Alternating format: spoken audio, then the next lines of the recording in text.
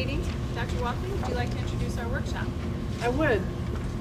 This evening, we're going to start the workshop a little bit differently. This is the week that has been set aside for board recognition. And so we would like to take a minute and recognize our board members. And my colleagues and I have adapted something that we found on the web that we thought was appropriate to share this evening. And while we're sharing, if you'd like to peek inside the bags, then you're welcome to do so. I'll turn it over to Mrs. Kellogg. So in recognition of the wonderful work of our school board, it has been said that no duty is more urgent than that of returning thanks. So we recognize that school board members are ordinary people who have an extraordinary dedication to our public schools. And we thank you for your untiring efforts. Too often we forget about the personal sacrifices each of you routinely make. Too often we forget about the important role each of you play in assuring local control over our public schools. Control that is in the hands of people we know, people who are our neighbors. We thank you for dedicating countless personal hours to ensure the needs of our community are met by our public schools. We salute you for the civic responsibility you demonstrate in making local control of public schools in our community possible. We applaud you for your vision and voice in preparing today's students to be tomorrow's leaders. Too often we are quick to criticize school board members without really knowing all the details that went into a given decision. Too often the efforts of school board members go unrecognized and unrewarded. And as Kenya continually reminds us, it's a different view sitting in these chairs than sitting in the audience. Although you wear many hats in the workday world, we appreciate how you put on a collective hat when getting down to the business of leading our school district. Thank you for pulling together as a team toward a common goal, helping our students achieve. Tonight, we want to show our appreciation to each of you for your leadership, concern, and advocacy for every single student in the Beacon School District. Please know that your hard work has been noticed and is very much appreciated. Thank you for helping Beacon kids climb higher.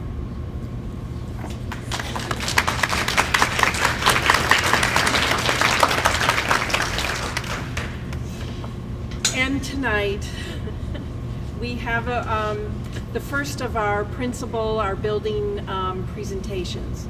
Mrs. Condello is here this evening, and she is, I have to thank her for being the trooper, both she and Mrs. Rossetti are, because tonight we don't have the PowerPoint that they spent putting together.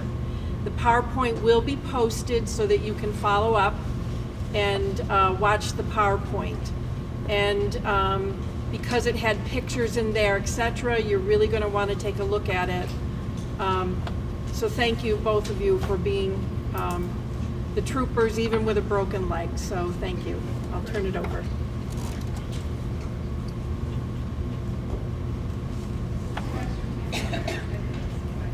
So in addition to no PowerPoint, we have no microphone, so I'm going to use my principal voice. First of all, I do want to thank my staff and my administrative team that came out tonight to support me, and I really appreciate it. So I presented our comprehensive plan to the superintendent, the assistant superintendent. I'm just going to glean some of the aspects of this plan. I also provided you guys with a pamphlet on some of the other things that we've been doing in the building.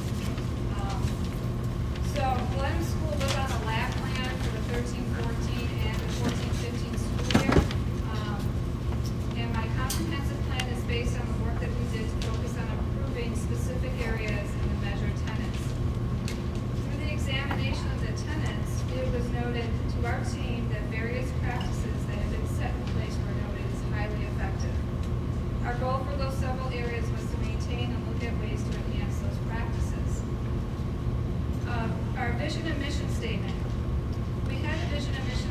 document around 12 years ago. We looked back at it again in 2011, and we made revisions to that to link it between the vision and mission statement of the district. And then in 13-14, the staff looked at our vision and mission statement again and made some minor changes to some of the wording that was more current with the board. Last year, we examined the vision and mission statement again, and the consensus was that we were still meeting all of our criteria. I did include the vision and mission statement in your brochure. In our shared vision, we collaborate, community, and safety are some of the aspects, and we continue our partnership with Fishkill Fire Department and Slater Fire Company. As to date, I've completed 10 fire drills. Fire Prevention Day is a huge event at Glenham School with Slater Fire Company, and this year our grades 3 through 5 students had an overview of basic CPR, and our goal this year is to have all of our 5th grade students certified in CPR. We've completed 2 lockdown drills with both Lieutenant Linder and Officer Thomas from the Fishkill Police Department. After each drill, we've done a debriefing with them to look at any areas that were hot spots and things that we needed to fix in the building. In the springtime, we will conduct a school-wide evacuation drill. We've been doing that every other year. And I work with Ron Mackey so that we can do a simulation of where the buses would be if we had to evacuate the building. In November, I usually schedule a nighttime tour with the police and the fire company, and we tour the building. We look at all different classrooms, the closets, areas, so they become familiar. It's interesting, at the Slater Fire Company, we have around 7 firefighters that are females, and they were all graduates of Glenham Elementary School. So it's pretty cool to see them come back as students who are volunteer fire ladies. Some of our other community collaborations, we work with TEG Federal Credit Union. They have a banking program at the school. We've included the Beacon players in our Meet the Teacher Night, which they have a little booth to highlight the work that they've been doing here at the high school. And they are also going to be coming out again this year to help us with our candlelight ceremony. Hudson Valley City has been an instrumental program in all 4 of our elementary buildings. And in K through 5, we have full engagement in this hands-on program. We have a courtyard that when I started there 12 years ago was barren, and eventually my vision was to make that as an outdoor classroom, and that vision has definitely come to fruition. And we have a composting program that we do on our own with the kitchen staff. Our kitchen manager has been so instrumental in making sure that the kids are trying new foods and that we are learning different aspects from our garden. The other aspect in our plan is our instructional learning. 3 years ago, I started teacher visiting teacher, whereas the first year they have to visit each other's classrooms 2 times in that year. The first year, I strategically placed the teachers with other teachers that they felt comfortable with. The second time in that year, they had to let me know if they wanted to see a teacher that was a grade above or below them. Last year, they had to go around and visit teachers of somebody that they weren't familiar with, or that they walked by the classroom and heard something intriguing, saw a strategy poster, heard conversations in the faculty room. I even had a teacher that went and sat in on a speech and language session, so she had a better understanding when her students were going, so that she could follow through. This year, I'm taking them out of their comfort zone even a step further. This year's teacher visiting teacher is if we have a grade level, for an example, of 3 teachers, they're going to meet together, collaborate, develop a lesson. One teacher is going to execute the lesson, the other 2 will be able to sit in and see how their planning came. They will debrief to see if there's gaps in the lesson planning, look at student data, so that they can enhance that instruction for the next 2 teachers who implement it. All 3 teachers will be doing this throughout the year. And at the end, we'll have a working document on the work that they did that will be shared with everybody else.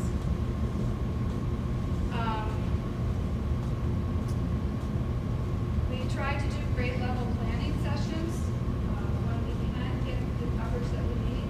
And I've done that a couple times last year, especially when the first modules came out and the teachers needed the opportunity to plan together to develop lessons. And my hope is that I can continue that this year.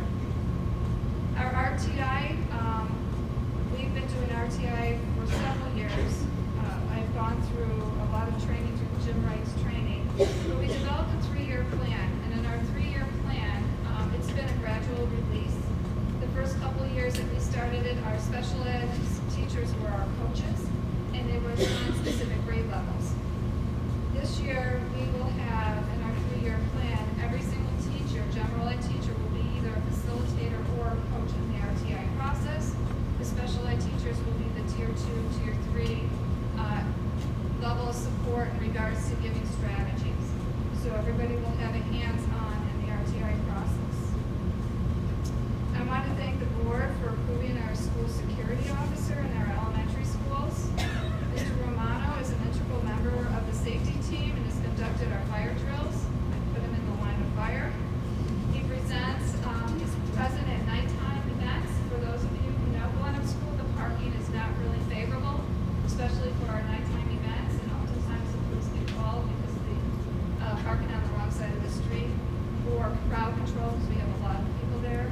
It's been a huge help having provide some support, and he also helps us with our students on a daily basis.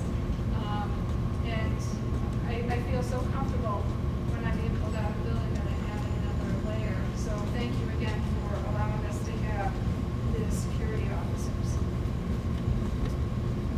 PBIS. I've been doing PBIS, let's see, let me look at my notes, for 9, 10 years. And I was selected to be on the first PBIS showcase this past year, which I brought Lori LaValle with me, and we were able to look at other schools' PBIS initiatives and present our own. We've had 2 days training over the summer, and we worked on enhancing our opening day curriculum. We have a curriculum guide that we use for our opening day that talks about common language, but our goal this summer was to enhance that curriculum guide to be more explicit into common languages and practices throughout the building. In the first couple days of school, I even had the buses there, so we practiced bus safety drills. We added another layer to our GEMS, which is Glenham Elementary being success. We added rocks, not because I am like a fanatic, but we added rocks. And R is to be respectful, O is to be organized, C is to be caring, and S is to be safe. So when we look at all of our initiatives in the building, we make sure that we incorporate those other 4 tenets.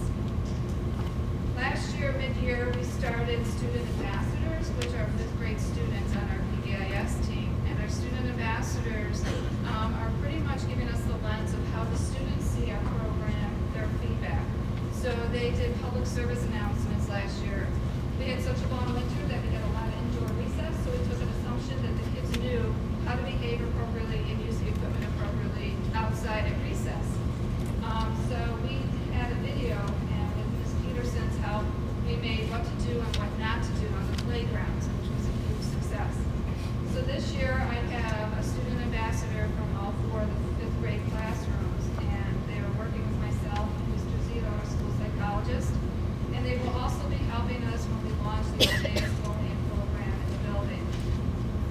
They helped us develop a student survey. We analyzed that data to look at exactly where the students' needs are, and they're very excited about some of the other programs that they're going to be helping us with. Student council this year, Mrs. Taylor organizes and runs our student council, and they are with our 4th and 5th grade students. And the student council has a couple community events happening. Right now we have a coach ride, and December 8th is our blood drive. Welcome on in anytime. On December 8th from 3 to 7 o'clock. We start Carly's Crusade tomorrow. Carly's Crusade is a program that's going to be coming around district-wide. They will be at Glenham School Tuesday, Wednesday, and Thursday. Wednesday night being an information night for just parents. So that came out on our newsletter, and then we'll have a robocall tomorrow to remind parents of that next night event. One of the big things at Glenham School that allows us to do our PBIS and our RTI initiatives and any of the other things that we do is our PTO. Our PTO has been very instrumental in supporting all the things that we do. For our assemblies, for our mid-year and end-of-year celebrations, we're bringing families together. In the beginning of the year, they had a big booth outside called Boo-Boos and Yahoos. So the tissues for the parents who were saying they didn't want their children to go to school, and bagels and coffee for the parents that were kind of excited about school starting. They also had a meet and greet with an ice cream social, which was very popular, where we get all the parents to come out and get to know one another. Their Harvest Festival was a huge success, and they supported us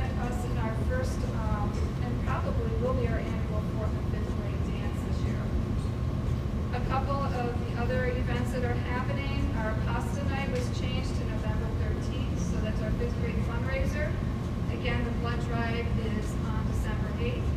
And our candlelight serenade, let me explain that. When I started Glenham School 12 years ago, that was something that occurred at Glenham that was a Glenham thing. Over the years, that kind of faded out. Allison Piratikos, who was a Glenham student and a Beacon High School graduate, asked if we could resurrect that. So last year, she was instrumental in making sure that we brought the candlelight serenade back. And she would like us to do it again, so she's recruiting acts. I think we're gonna have like 20 or 22 acts for that night. I'm gonna change my hat and talk to you as the pre-K director for the district. In the back, I wrote down what the pre-K program is highlighting and what they're committed to doing. But I also want to talk to you about some professional development that I've been able to line up with the pre-K teachers and the teaching assistants. In June of 2015, we had Fabiola. They came in to explore cultural and linguistic backgrounds to make connections to early literacy. We also had Shannon Hughes from BOCES, who's a behavioral specialist, and she came again this year. This past week, she came in and worked with the pre-K teachers, and she'll be available to us for a couple more times during the school year to work with the staff. And I have our enrollment numbers there.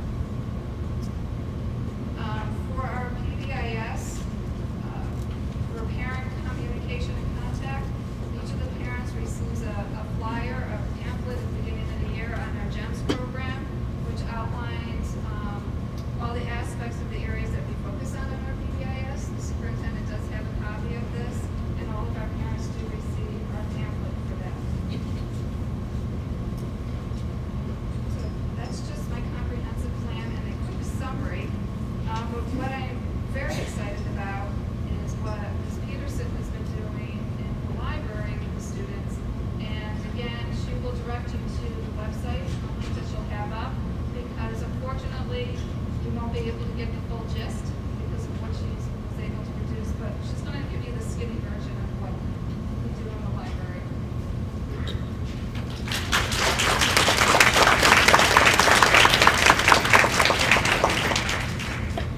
I don't need the microphone anyway. Those of you that know me know I really don't need that. I'm Gloria Rosati Peterson, and I just wanted to tell you about some of the initiatives that we're focusing on this year at Glenham. So the first thing is STEM, and the embedded STEM activities embedded in the elementary curriculum in grades kindergarten through 5th. And what I do is I pair those with children's literature. So for example, our 4th graders, they read The Man Who Walked Between the Towers. It's a Caldecott book, also the subject of a motion picture, The Walk, that was out recently. And then when they came to the library the following time, they participated in an engineering design challenge where they used spaghetti and marshmallows to make the towers. And they had competition. So they were problem solving, they were collaborating, they were designing, they were creating, innovating, working together. It was great. 2nd graders, we had a lot of fun with this. I read a story called My Teacher is a Monster, and in that story, the main character gets into trouble because the main character throws a paper airplane in class. So our 2nd graders did not get in trouble. What we did was we headed off to the multi-purpose room, and they worked in teams, they collaborated, they designed, they made their own paper airplanes, they tested them, they did work, they retested, so there was a lot of problem solving going on, collaborating going on, and again, there was a competition, whose airplane could fly farthest. So that's for the whole school. In grades 3 through 5, right now, there's 2 facets of the computer science curriculum that I'm implementing. The first is digital citizenship, that's laying the foundation. And so they're becoming digital citizens by learning, I'm teaching them lessons with some common sense media curriculum, and it's available online. They teach lessons about using technology responsibly, being safe online, so we talk about online safety, as well as cyberbullying as well. They also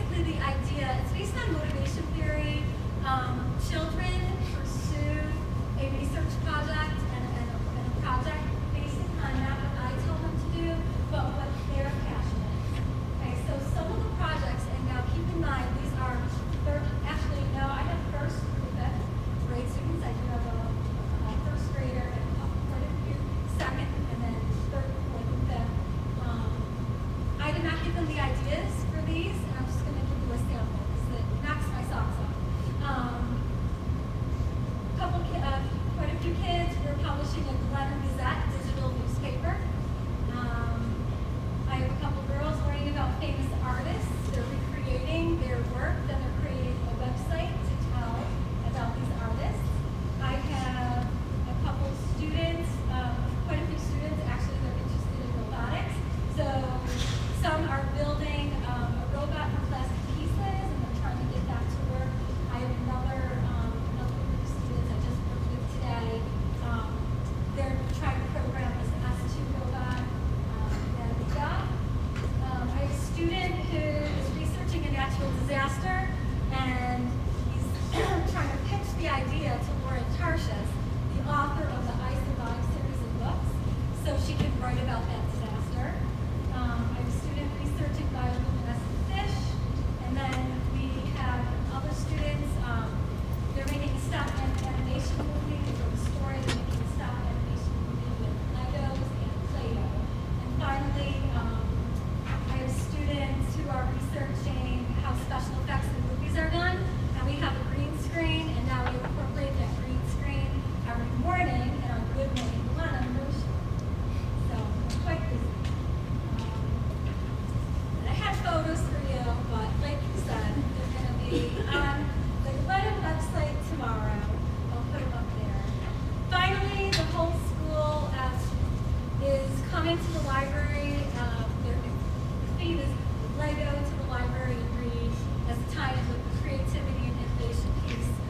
Every time they read a book and they return it, they can grab a piece of Lego, one Lego, and the whole school is adding the Lego. I have it on top of my biography section. And they're creating this structure. That's what I'm going to call it. It's a structure.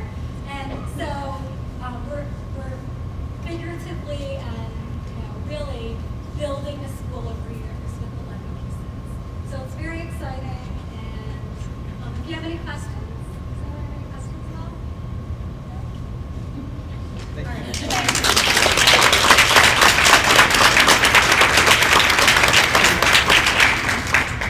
And we'll close this part of the meeting with a proclamation.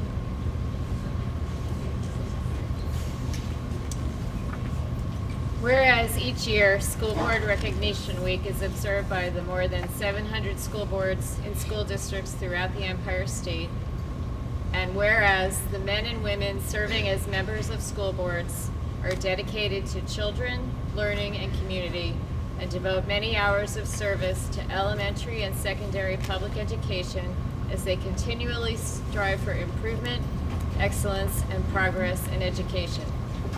And whereas the members of New York State's local school boards respond to the educational needs of the communities they serve, and in doing so, these leaders help strengthen our state's educational system and improve future prospects for our children. And whereas during October 27th through 31st, 2014, special activities and programs will be held in communities across New York State in observance of School Board Recognition Week, and it is fitting to join in acknowledging the commitment and contributions of members of local school boards. Now, therefore, I, Andrew M. Cuomo, Governor of the State of New York, do hereby proclaim October 27th through 31st, 2014 as School Board Recognition Week in the Empire State. So once again, thank you, board members. Thank you. Okay, I'll quickly review the agenda.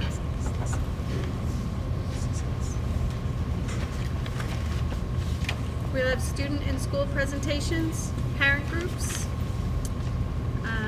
open to the public. We'll have our superintendent's report, our board comments, including committee reports. We'll have the consent agenda.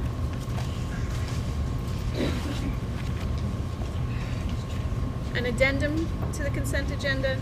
We will be using a second executive session, after which we'll adjourn the meeting. There are 2 corrections. Well, the first is not quite a correction, but an addition, which is the addendum. The addendum is to 11.01 is to approve SMOA with the CSEA cafeteria unit. And then the second correction is on the instructional personnel agenda. Letter C, Alexa Marinaccio, her effective date is 9/18/2015. I believe it was listed as 9/1. Do we have any student or school presentations tonight? Any parent groups?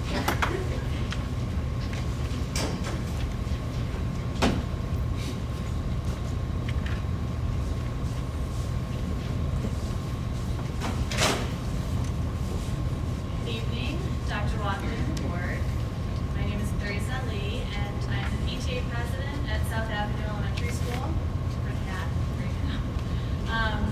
we are here tonight to introduce a new initiative, the Parent Board Collaborative. We are a group made up of board members or officers from each school's PTO, PTA, or PTSO in the Beacon City School District. Tonight, we would just like to introduce ourselves, our mission statement, and our focus. In subsequent meetings, we will be giving individual building reports from each school and updating you on our specific monthly progress. Thank you. My name is Dorothy Ginobili. I'm the PTO president at Sargent Elementary School. Jillian Rock-Palawan, treasurer for the PTSO at Force. Genevieve Gregorio, vice president of the PTSO here at the high school. Hi, I'm Wendy Mann, and I'm president at Rombout Middle School. All the parent groups in the district do wonderful things at their individual schools, but we thought it was time for these groups to come together and have more impact by sharing resources, cross-promoting events and fundraisers, and being a united front, keeping the parents informed about things happening in the district and community. The official mission of the Parent Board Collaborative is to enhance the educational and extracurricular experience for Beacon City School District students. We will promote and support positive relations between the schools and foster open communication and collaboration between parents, students, staff, and administration. Hi, I'm Megan Burns, and I'm the vice president of Sargent PTO. We have a brief update tonight for you about our groups that have been the past 7 weeks. Since school began, we've done numerous family fundraisers, multi-night events for families and staff, provided funding for professionals. All the schools have seen an increase in parent engagement this year. It's been wonderful. We'd like to encourage you. We'd like to encourage parents to not only join the parent group at their town school, but to also attend the meetings that are held once a month. The parent groups are very accommodating and alternate the times of the meetings and provide free childcare. We encourage parents to consider joining the committee too, which range from family fun nights, playground improvements, fundraising, recycling, and community outreach. The more volunteers we have, the more we can do at our individual schools, the more we can do for our community. Thank you.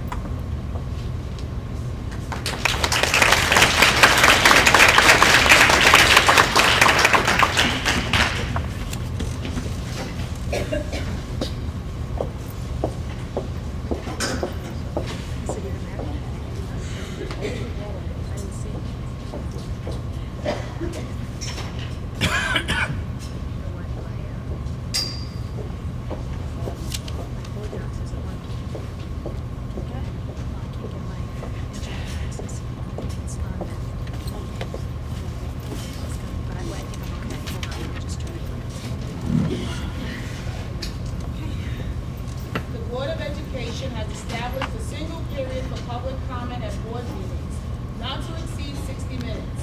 All speakers and meeting attendees are to conduct themselves in a civil manner. Obscene language, rebellious statements, threats of violence, statements advocating racial, religious, or other forms of prejudice, as well as disruptive conduct, including calling out, will not be tolerated. Speakers may generally comment on any matter related to district business. The president and/or superintendent may respond to comments when all speakers have finished. There shall be no further public comment or dialogue regarding the response provided by the president and/or superintendent. The rules applicable to such public comment are set forth in Board Policy 1230, a copy of which is available in the sign-up book at the front of this room and on the district's website. Thank you. Okay. Reverend Gretchen Larson Wolbrink.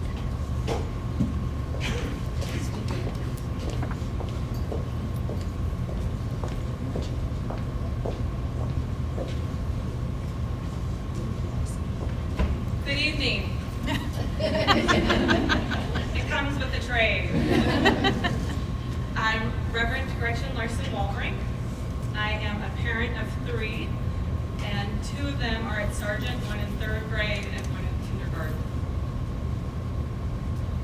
After the last board meeting, I left with some reflections and felt a real need to call attention to something that I think was really important and kind of missed at the last meeting. And so I've written a letter and put it online as a petition as of last night, and many parents and citizens have signed on. The last I looked, it was 136. And so I would like to read that letter to you tonight. To the Beacon Board of Education. At the last board meeting on October 13th, 2015, John Burns, the president of the Beacon Teachers Union, read a statement that was unanimously adopted by the Beacon Teachers Association Representative Assembly on October 6th, 2015. The statement made it clear that teachers in our district are feeling a total lack of support by our superintendent. At that same meeting, you set up a public relations committee. And we applaud your efforts.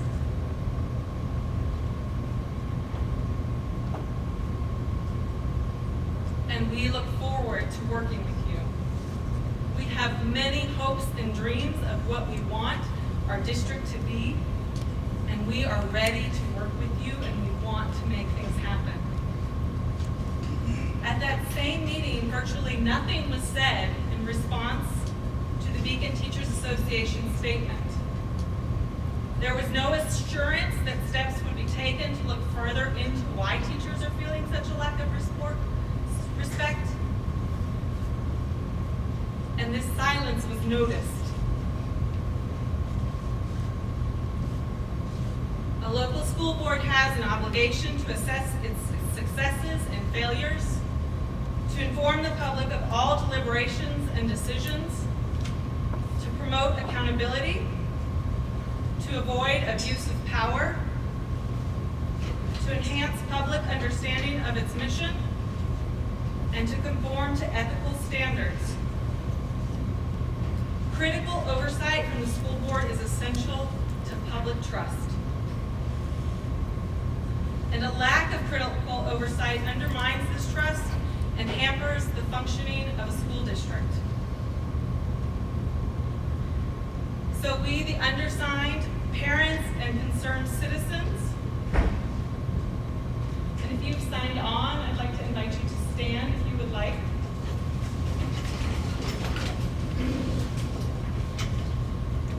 We demand that you take steps to investigate why our teachers are feeling such a lack of respect.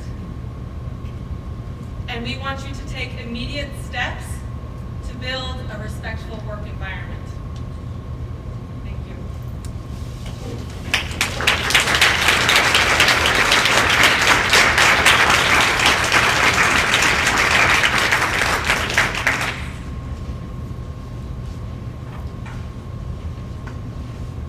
Melissa Dunn.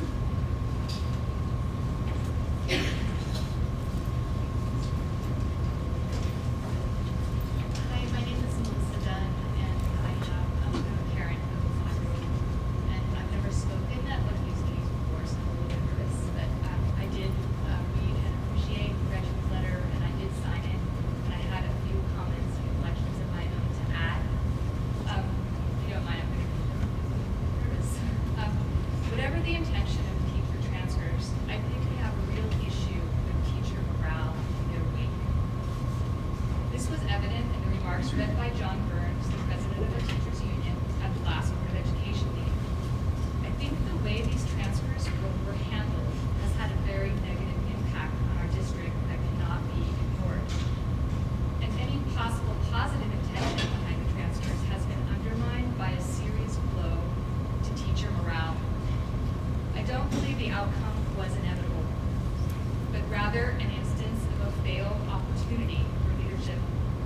Instead of rallying people to a cause, for example, investing people in a vision, asking for their trust, even if what they are being asked to do is something difficult for the sake of giving change a chance, and listening in earnest to their feedback. That is, giving teachers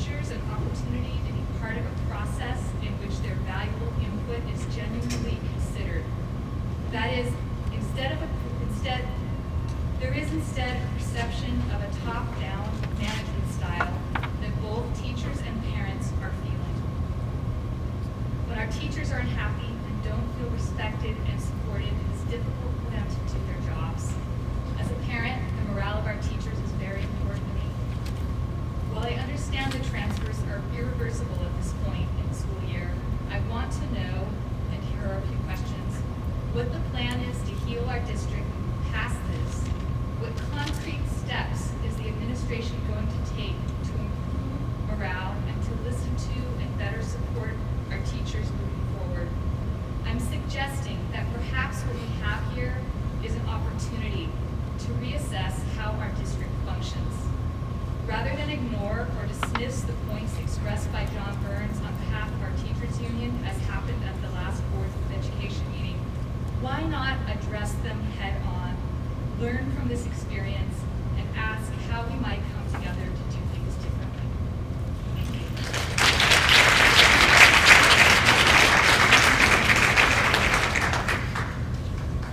you. Terry Nelson.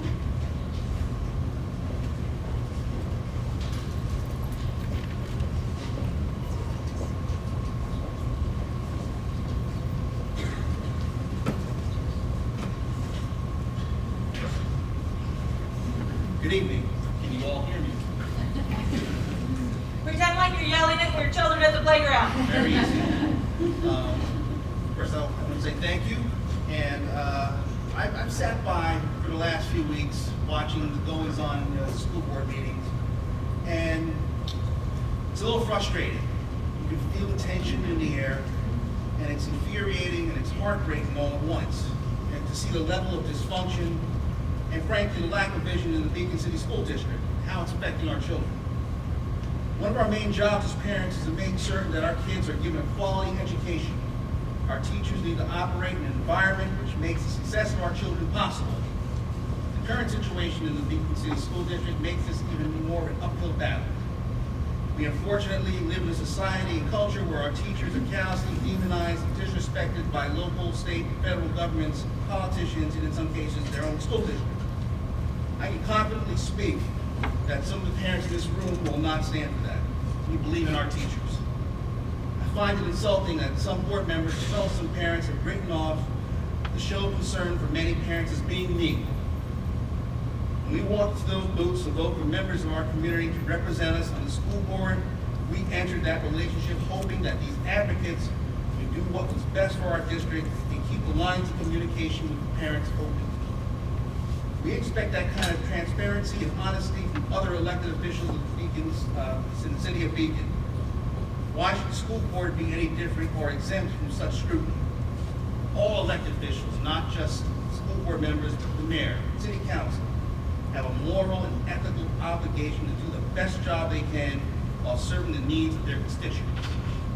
If anyone in this room plans on running for school board or any office, please take these words under advisement. We previously had a superintendent with a 5-year plan to get the district back on track. Unfortunately, that person is no longer employed at the Beacon City School District. Some of us have asked why. It's a fairly straightforward question that seems to have gone unanswered for a very long time. And look at us now. We're a focus district. What's the plan? Do we have a 5-year plan? A 2-year plan? Do we have any plan? I think parents need a little bit of a reassurance here that we have a plan going forward to get off focus status. The relationship between parents and the district is more adversarial now than it's ever been, and that is simply not acceptable. I strongly urge members of the school board, Dr. Walkley, to just listen, absorb, and think, rather than take a defensive posture, because we're all in this together. I applaud all the parents who are working so hard to make a difference in this district, but now more than ever, you need to ask questions and stay on top of everything. We deserve better, our teachers absolutely deserve better, and more importantly, our kids deserve better. Thank you.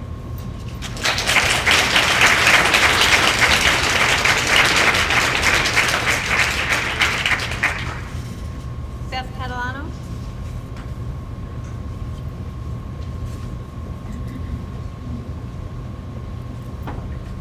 Good evening. I'm Beth Catalano. I'm a parent, a taxpayer, a 1981 Beacon High School graduate, and an employee since 1986, with the exception of 5 years. involuntarily transferred, and I've had 3 different job titles since I was rehired in 1997. Though I do not attend meetings regularly, I faithfully watch board meetings on YouTube. I'm here today because I can no longer stay quiet. I am proud of the board members that have spoken to those that have been disrespectful to both the board, the superintendent, and the employees. There's a silent majority that is supportive of the board and the superintendent. That's why you are here. I am one of them. I remember the year that Dr. Walkley was hired. We sent out an email to the employees letting us know what was going on and what the plans were. I wrote you a note, I don't know if you remember, thanking you and stating that it was a breath of fresh air to have a superintendent that communicates directly to its staff. You may not be perfect, but neither am I. But one thing is clear, you care and you do your best, and for that, I thank you. Beacon was a place that no one wanted to come to. Beacon became a place that everyone wants to come to. We even made it to the New York Times. Now it has become a place that many talk about. I'm not the only one that views YouTube. There are 300 to 800 viewers per meeting. Like my mother taught me, it's not what you say, but how you say it. Thank you.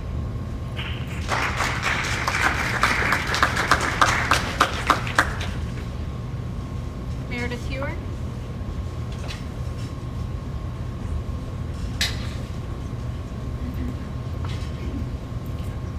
Hi, my name is Meredith Hewer. I'm children of 2 students in the district back there. I just wanted to let everyone know, who doesn't know already, that the middle school musical is going to be Hairspray Junior, and they are looking for costumes.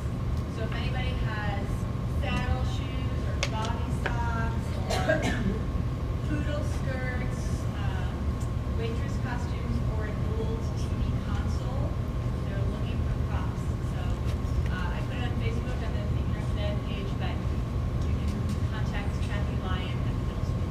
Thank you.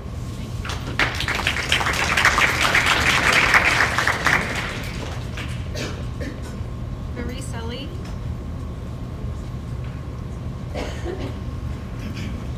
Good evening, I'm Clarice Ellie, parent to 2 children in the district. I'm a parent now. 2 weeks ago during board comments, I felt frustration coming from several members of the board. Some of you seemed to feel that there was a lack of understanding or respect from some of the parents during public comments. And I do understand that you are volunteers and your jobs are often thankless. If I said anything that made you feel disrespected, I would like to personally apologize. That was not my intention. My intention was and always is to advocate for students and teachers in this district. If I become emotional or passionate, as Ms. Gadsden previously said, it is because this actually means a lot to me. Having taught myself, I know that love and care, responding to needs in the moment, humor, engaging lessons, creativity, flexibility, these are the things that drive and motivate teachers and students. And support of these things is what creates and fosters a healthy school district. Everything else is ancillary.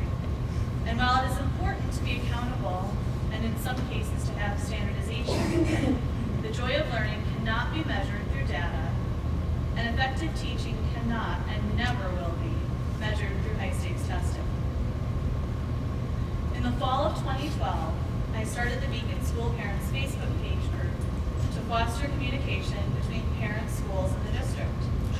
The following winter, on January 13, 2014, I spoke for the first time at a school board meeting about the demands of the state and its adverse effects on education. Many of you were there. I was pregnant at the time, so. I pleaded with the Beacon City School Board in their limited capacity to lighten this burden locally on our schools, teachers, and students. I never received a response from the board or superintendent to my comment, but my hope was that they were doing their best to protect teachers from the more global assaults on public education through standardization and high-stakes testing. The more I watched, went to meetings, took notes for the page, and spoke about specific issues I realized that this district was not doing nearly enough to protect its schools, teachers, and students from harmful mandates and reforms, and was in fact in some ways making it worse.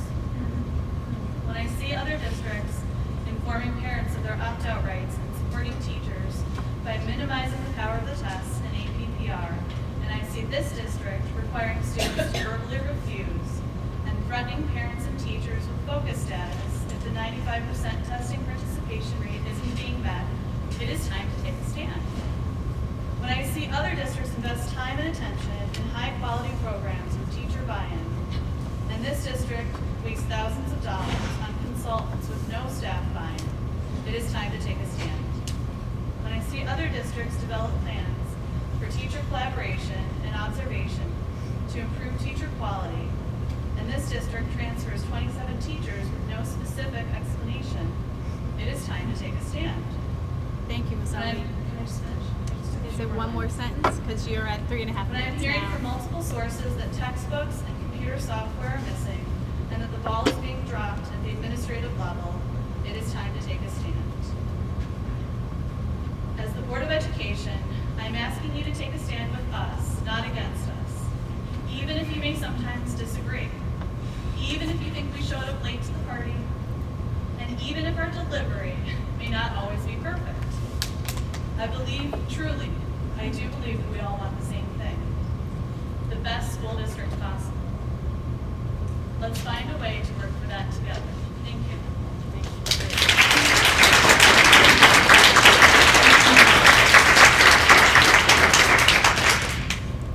Leslie Tompkins.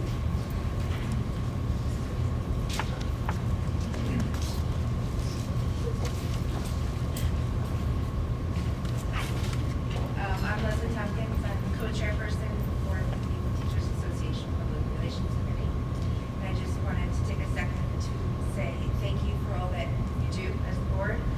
We recognize how much time is involved in the position, and we thank you for it. And I know that together we can provide the best education for our kids. Just a little something.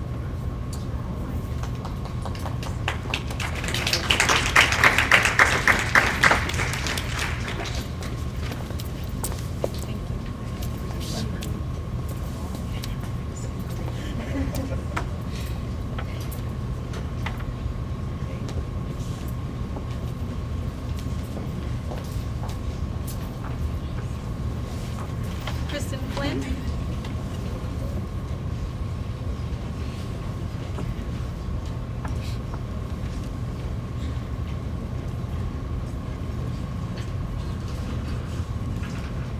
It's going to be hard for me to project because I've had a Kristen Flynn, parent of 2 children in the district, and taxpayer, Pisces. So I wanted to follow up about the last meeting, which seems to be some of you have commented. Our comments seem to be about processing our feelings about the last meeting. So, but there have been previous meetings and where the board has shared a little bit about themselves, and in those moments of connection, many of you have said that you chose Beacon, and I would like to say that this decision is shared by many of the people in this room who also chose Beacon and did not, contrary to what others might think, meet it for a sale of pitchforks and broomsticks at Home Depot in Brooklyn and hop in a van here together to make everyone's life miserable. We came here because we bought our homes, we've contributed to the community, and most relevant to this venue, we enrolled our kids in public schools. We care because these schools belong to all of us. At the last meeting, much was made of the respect that the perception that a lack of respect was occurring.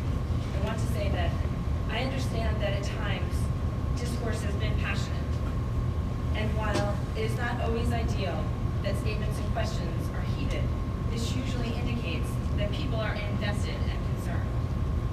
Sometimes the best form of respect comes when a community cares enough to be skeptical of the status quo and push to achieve something new together. And that's how people come into a community and and participate and make their mark. It's not to criticize what has been, it's to contribute to what can be. One of the highest forms of respect is to listen and to be open rather than to shut down the discussion and be dismissive. At the last meeting, I asked about a highly irregular arrangement where the president of the BTA, the former president of the BTA, was doing an internship for the district office. This was not a personnel question for the superintendent. It was a question regarding oversight for the BOE. I know that the board has stated that they have been helped and taught much by the superintendent. And I would respectfully submit that, and also has shared that they prioritize supporting the superintendent, and I understand that. But I would also respectfully submit that not questioning this decision signals to me the Board of Education's lack of limited awareness of its own power. Phrases such as, "We do not run the district," "This is a personnel matter," frame the discussion in terms of limitations. Respect for the Board of Education as a body tasked to be the ethical compass of our district would allow for you to step in and question this arrangement, transfers that teachers were unhappy with, in such a way that could have addressed potential problems and actually strengthened the superintendent's position. But instead, not addressing them leaves it wide open to conflicts of interest, potential narratives to go unanswered, and for a lack of trust to develop. So I just ask that in thinking about things going forward, asking questions and pushing for something more that seems like, that shouldn't seem like you're giving someone a hard time. It should be that you're helping them to, and then that they could come to the place where they feel like, you know what, maybe it's not worth it, and maybe we can do it a different way. And then that could help us all go forward together. Thank you, Ms. Moore.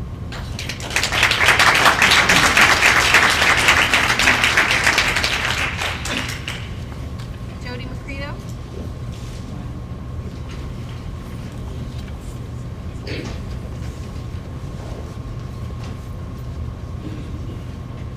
Hi, Jody Capito. Everybody got that? I know it's Award Recognition Week, and I wanted to very sincerely thank each and every member of the school board for your service to this community, and I genuinely mean that. It's a largely thankless job. Many of you have been doing it for years, and I really do appreciate the time and effort that you all have invested. So thank you very much. I feel like I come up here at every board meeting, and there's this instant disconnect because there's this kind of feeling that's evolved over the past few months that we're on opposite sides, and I'd really love to move away from that because I don't feel like we're on opposite sides. I feel like we do disagree on some issues, but at the end of the day, I feel like we're all on the side of the kids, and we're all here for the same reason. At the last board meeting, I spoke about some issues in the district that I still feel are valid and serious concerns, such as the lack of supplies, holding back classes, and students and teachers not getting what they need to do their respective jobs. And I asked why, as the head of this district, Dr. Walkley let so much slip through the cracks. And I did suggest that if she weren't up for the task, then she should step down. The response from the board, which I don't think was directed solely at me, and I think that some other people obviously through their comments took some things to heart and digested it over the past couple of weeks, was an emotional response. And the public comments were referred to as mean or as attacks, and there was a lot of defensiveness. And I just want to be clear that nothing that I have ever said at any of these meetings has ever meant to be personal. I don't know Dr. Walkley personally. I have nothing to gain by coming here and trying to make her feel bad. I don't spend countless hours digging through the issues in the district out of a desire to come here and be mean. I personally have 5 employees at my business, and I like them very much, but I have to evaluate the jobs that they do. And there have been times in the past where I've had employees that I've had to let go, and I still remain friends with them, and we have a great relationship, but sometimes, you know, that just, it just works that way. And I get that you're in a very tough position. I get that you like her and that you're grateful for her for stepping in when you needed her, and I get that you're loyal to her, and I completely respect that. But I'm just asking that you just please look objectively at what's going on here and the things that are being said. You don't have to agree with my opinions or my tactics. You don't have to like me as a person. But as elected board members, I'd appreciate it if you would just listen to what I'm saying. Why are there classrooms that don't have what they need? Why are there children whose IEPs aren't being met? Why is grant money going unaccounted for? Why is there an overwhelming number of teachers in this district who say that they feel disrespected and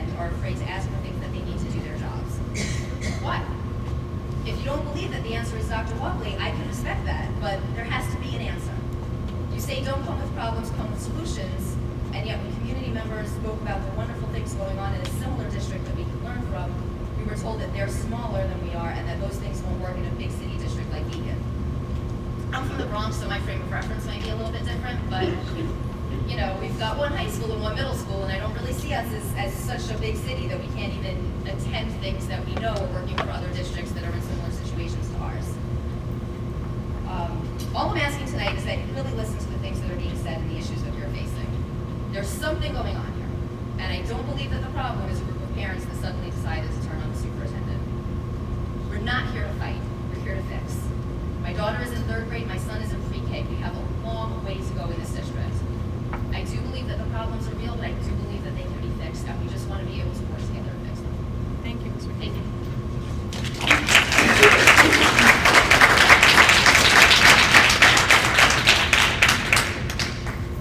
Joan? Very short. Hi, I'm Joan Unterweger, and I'm a grandmother in this Oh, but this is maybe shorter now. And I just want clarification from somebody at some point on the new proposed comment policy, which says 60 minutes and 3 minutes, which is the same. And the only thing I'm not sure of is, it does say that the president or superintendent may, if they want to, comment immediately. Does that count as part of the 60 minutes? So does that mean if you grandstand, Melissa, for 20 minutes, that takes out of my time, that I shouldn't make a grandstand? I'm not known for that. No, I know, but it does count, your response counts as part of the 60. Okay, thank you. Okay, on another page, I thought we were done, but on another page, I see Carla Springer. Well, I wasn't sure what time I was going to get here, so I put myself beyond the people. I'm going to talk from here because you can hear over here to listen to each other. What? I am going to say here, I'm going to speak to everyone so that everyone can hear. Because back there, we can't hear at all. I will address you, and then I don't care about the camera. Oh, the camera, okay. The camera, You said, right? Just stand still. That's hard for me. Okay.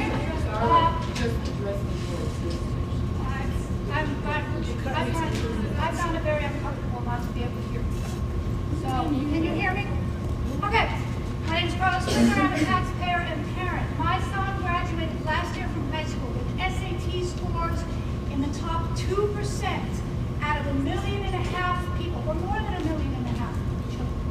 He got his love of learning from the teachers in this district. They are top-notch, they should be respected, and they should have the books they need in order to teach their classes. It's a disgrace that this school does not have the textbooks for the students on day 1 of their school. I'd like to know what books are missing. I'd like to know when they will be delivered. And I'd like to know who is responsible for the reason for why they're not in their class.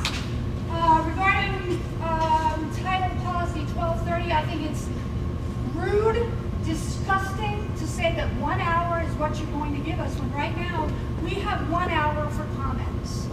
You are now telling us you're going to incorporate questions and answers in 1 hour. I personally think that that's disrespectful to us.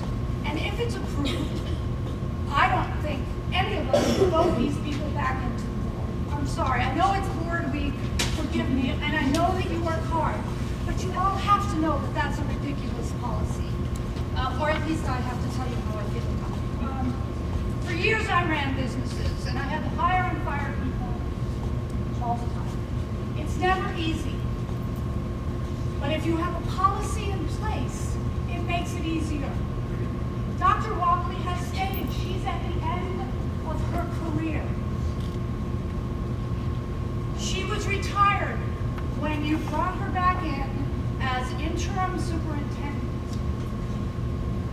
Then you chose to hire her permanently as the superintendent and gave her a contract for 3 years instead of doing a thorough search for a superintendent that could lead this district for 10 or more years. You took the easy way out, and I don't think you did what was best for this district. Thank you, and thank you.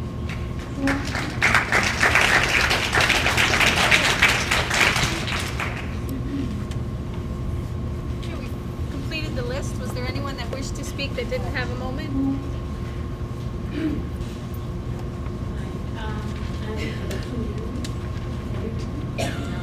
Louder. Okay. My name is Michal. I'm a parent and a taxpayer. And I wanted to thank all board members that spoke last time. I wanted to thank the board members that spoke with me after the forum on Monday night, and the board members that spoke to me after the policy meeting on Tuesday night. And it's good to start to get to know you personally and be able to be known by you so that you will be able to listen. I wanted to say that I attended the forum with the superintendent on Monday night. I volunteered for the high school career fair, and I'm very excited about it. I got an email from Mrs. Simone for the first meeting, trying to schedule it. It's a little bit too far in the future for me. I'm very excited. I'm talking to people and it's a month away, so I'm a little bit anxious for it to happen already, but okay, I understand. Not everybody is as fast. I also wanted to comment that at the same forum, the superintendent spoke about the 3-year plan that we are going to be working on as part of a learning community. And however, I did ask specific questions about our current plan that I did ask here at meetings and by email, and I still don't feel that I got adequate responses for. So I would like to state that. I'm not asking it now because everybody will lose me and fall asleep. But it's out there in the world, those questions, and I do not feel that the answers are there. And lastly, I would like to ask about something that 2 board members have been asking for at least since the end of August, which is a student board member. The last time I recall, the attorney said that it has to be voted on by the public if we have a student board member. Our attorney is very qualified. He was on staff in Wappingers, and his law firm works in many districts in the area, and I'm confused about why it's taking so long to get this on the agenda and to get this moving. It's been talked about again and again. It's like a Groundhog Day situation. So, thank you.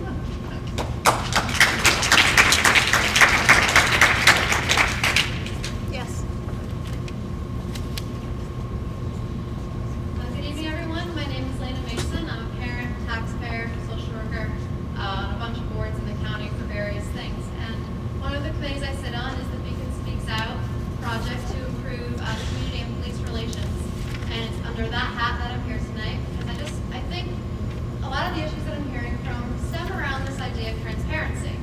And transparency is really people wanting access to information that is accurate and truthful.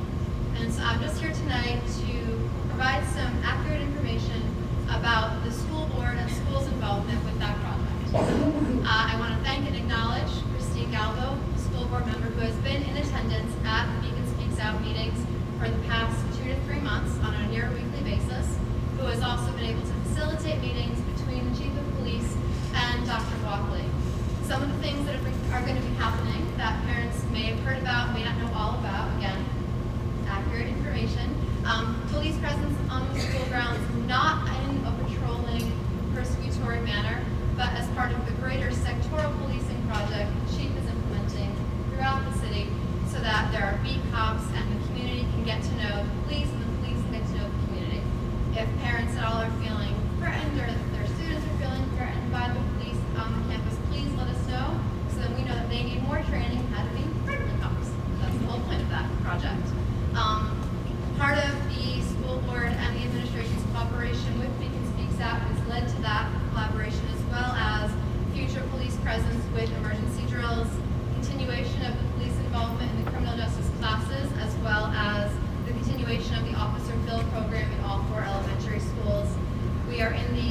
stages of developing a Get Home Safely program for the high school.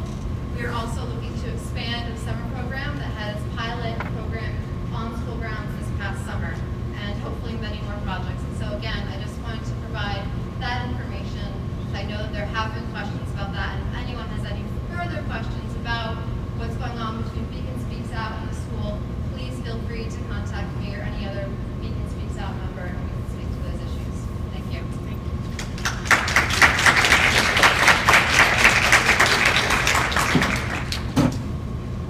Was there anyone else who wished to speak?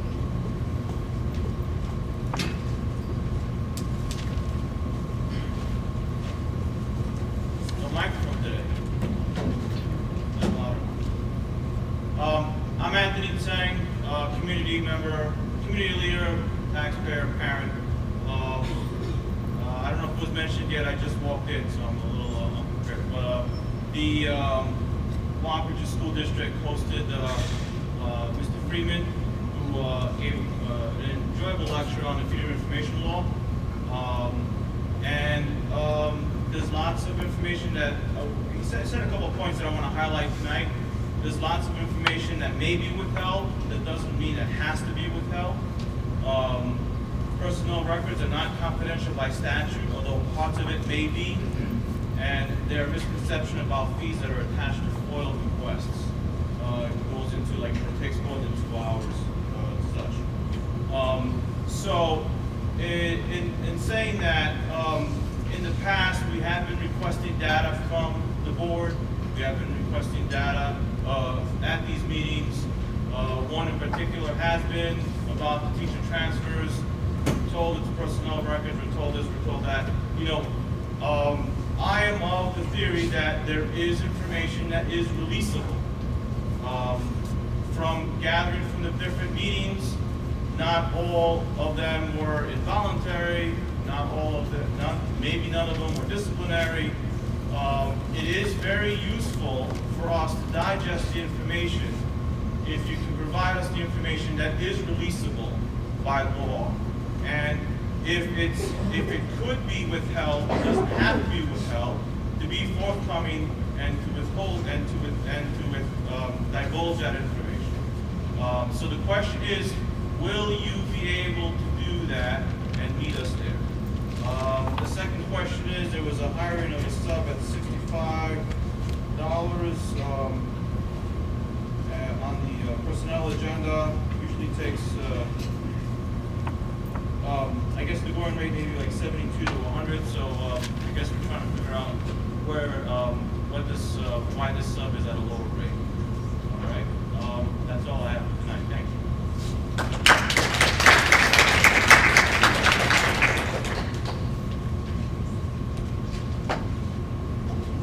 Anyone else? Okay.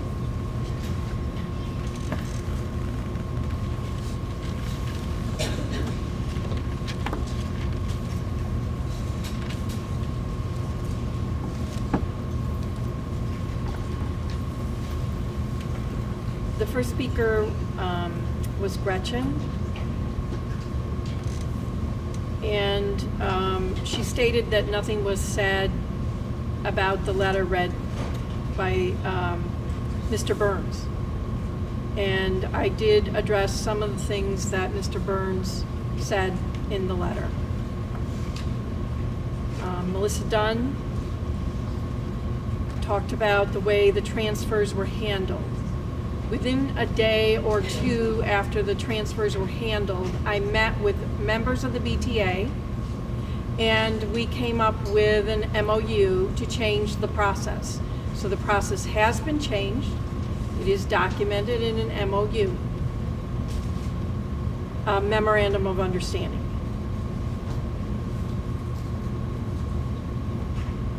The next speaker was Terry Nelson.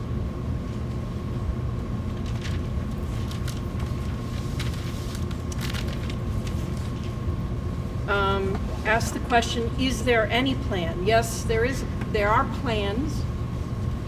There are several plans, some specifically for the school, as you heard this evening from Mrs. Condello. And there is a district plan as well. And I'll talk a little bit about how those plans are changing in my report.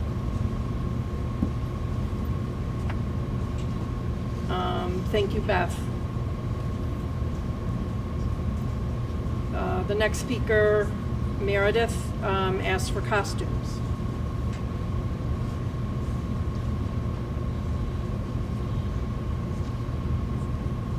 The next speaker was Clarice.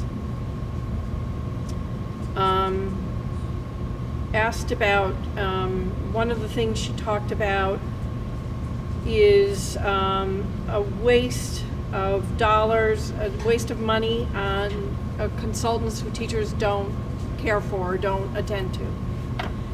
And I have not seen that myself. We have several consultants working out of a group, and the consultants were here, they were working with teachers, they were in classrooms, and I did not see teachers disengaged. As a matter of fact, I'm going to ask Mrs. Kellogg to just talk a little bit about what you've seen with the work of that particular group. We have a literacy initiative going on around strategy, comprehension strategy, instruction across the content areas. And already in my visits at the schools and talking with some teachers and with principals, that teachers are already using some of the materials that were provided to them at the September 17th Superintendent Conference Day. Teachers have an opportunity to ask questions of the consultant and really begin to use the strategies already that were suggested and recommended. Several of the teachers met with the individual consultants that went to the different schools the next day, and are really excited. There have been emailing these consultants. The next visit is coming up in November to each of the different schools. And talking with some teachers, they're just already using a lot of the strategies, talking about them, and seeing engagement, seeing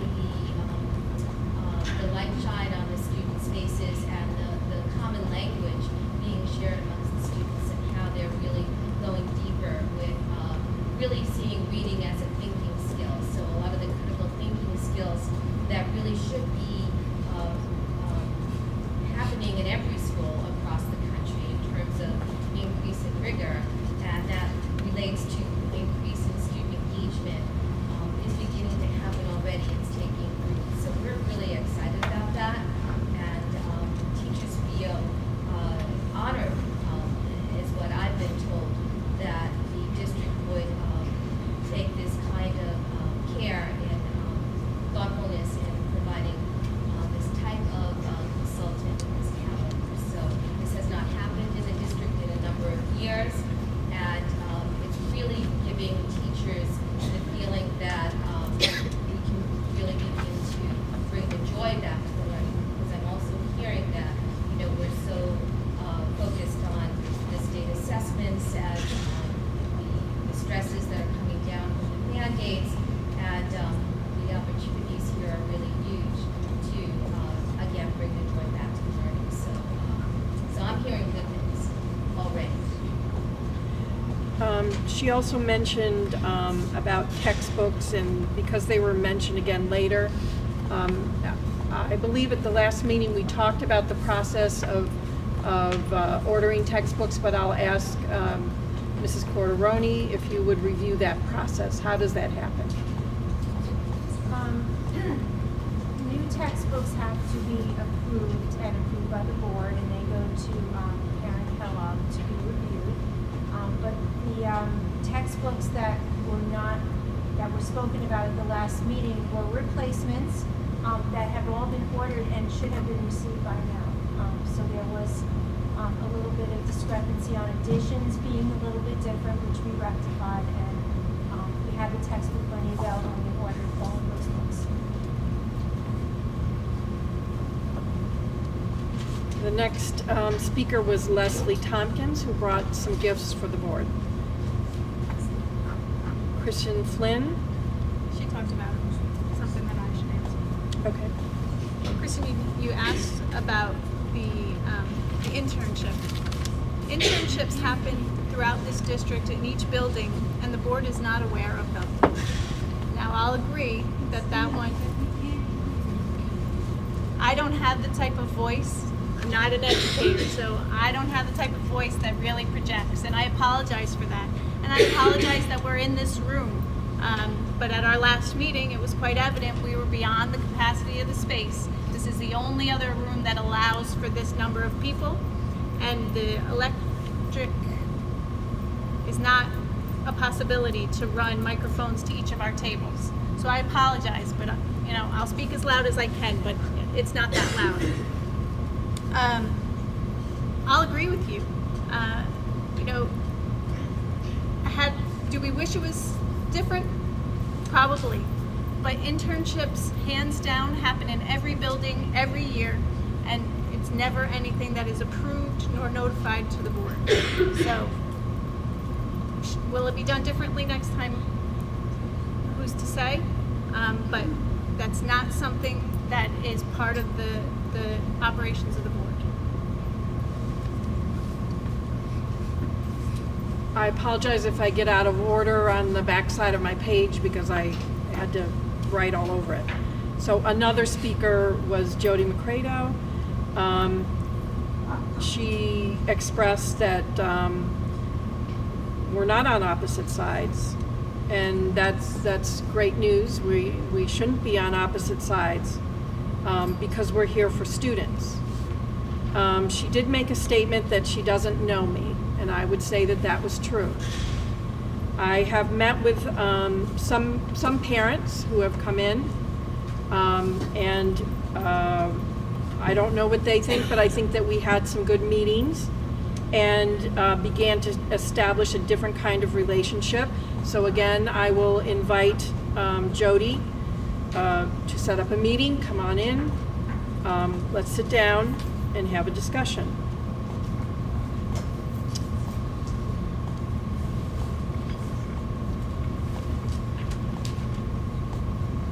I'll answer the next one. So the next one was Joan.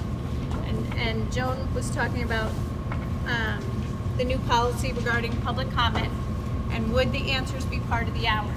And Carla Springer also touched on this question. Well, our board comments began at 8:43.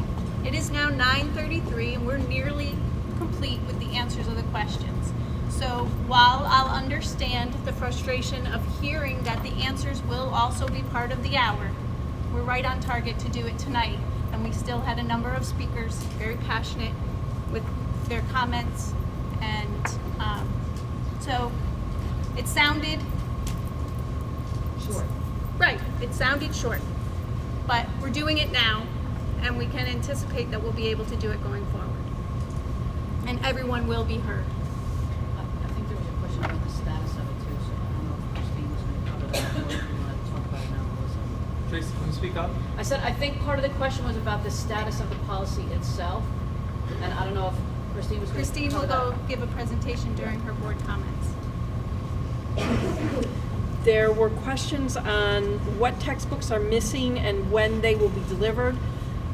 Mrs. Corderoni just stated that she believes all textbooks have been ordered and are on their way, but I will check, certainly ask the principals if there are other textbooks that the teachers have requested.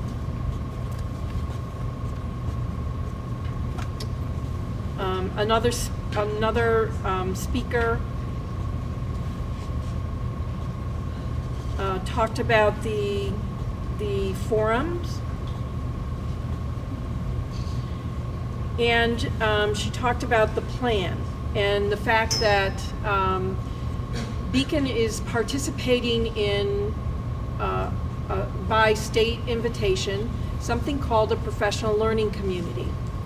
And the purpose of this particular professional learning community is bringing together 22 school districts who are focus districts or priority districts, and allowing us to work together, but also to create not a one-year plan, but a 3-year plan in relationship to the school plan. So this last week on Monday and Tuesday, Dr. Sieverding, myself, a teacher, and Mrs. Kellogg went to Albany for 2 days. I believe that there are 4 more sessions of 2 days where we will be at the state, where we are beginning to draft a 1, 2, and 3-year plan. The question was, does it link into the current plan? And it does. We have not been to the state yet, but it does link into the current plan and does extend out 3 years. And what I suggested was that it may even go a little more than 3 years, because our time together with the state goes into the beginning of next year. So that plan, even though it's designed to be a 3-year plan, may be extended out by the time that we finish the plan. The way it is working is we spend time in Albany as a group, and each time different educators are going depending upon the topics that they will be discussing. And we begin to draft something that will come back. Dr. Sieverding, myself, and Mrs. Kellogg talked today that there will be a committee that he will be putting together that will flesh out some of the big ideas that's coming out of that planning. Right now, we are working on just year 1, and the state has assigned 3 specific areas that we are to develop for year 1. So Dr. Sieverding will be reaching out both to educators and to parent reps, and they will begin the process of fleshing that out. Our homework assignment from the state was to finish that work locally and email it to them, where they will review and give us feedback. The next time we will be going to Albany will be December 2nd and 3rd. So that work must be completed and given to the state prior to that time so that they can give us feedback. The next speaker. Hold on, because I think that one, Mikhail, that was you that asked that question. And then you talked about a student board member. Oh, yes. And the student board member, the way that Mike explained it to us, it has to be voted on when, at the same time, we put the budget forward. So in May. So I'm not sure if you're looking for an action from the board at this point, or if you're looking for a buy-in, but we won't entertain much of that until just before the resolutions are put together for the budget vote. Because it has to happen then. So there's not a chance to have a student on the board until next school year, but it needs the public approval in May. Theoretically, you could pass a resolution at the next meeting that you will put it to vote in May. There's no reason not to do it. Melissa, I think, I know I'm not supposed to speak, but I think we talked about having that be something that was discussed in the Public Relations Committee, and I thought that was what we said. I don't know if that's right. That is a topic that will be discussed with the Public Relations Committee and then brought as a suggestion to the board. That was one of the topics that was intended when Christine suggested to begin a public... when she presented her recommendation of the Public Relations Committee, that was one of the things that she thought would be best to be talked about there. But nobody's forgotten it. Everybody wants it, so let's just do it, not make another committee. Nobody's forgotten it. I'm just trying to reassure you there. All right. The next speaker acknowledged the good work that Christine has been doing with Beacon Speaks Out.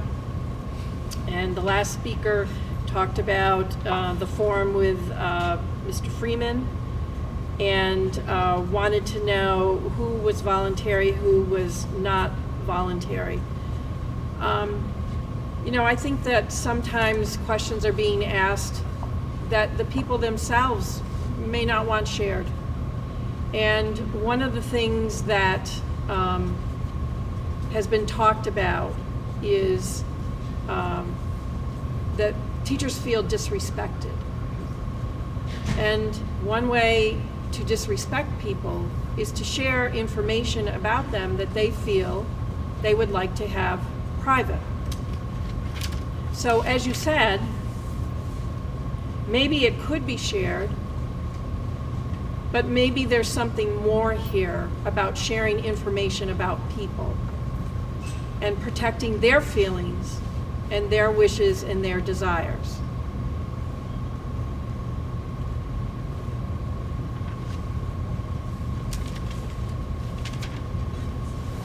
Somebody asked about, and I'm sorry, I lost where it was, but I do remember it being asked.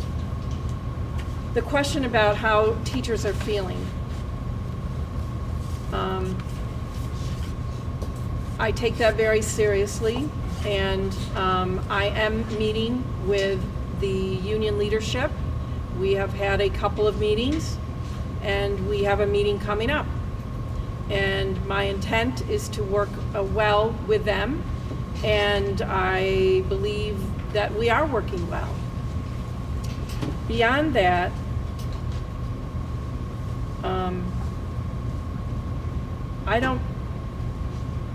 it is not my nature to disrespect people, nor is it my nature to want people to feel badly.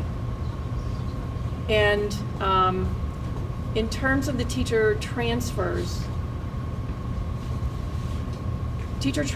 are something that happen in every district. That doesn't make it right, and it doesn't mean that that was the right process. But it is something that does happen. Our special education teachers are very familiar with transfers because they're transferred based on where the students are. And so every year we do often see special education teachers being transferred.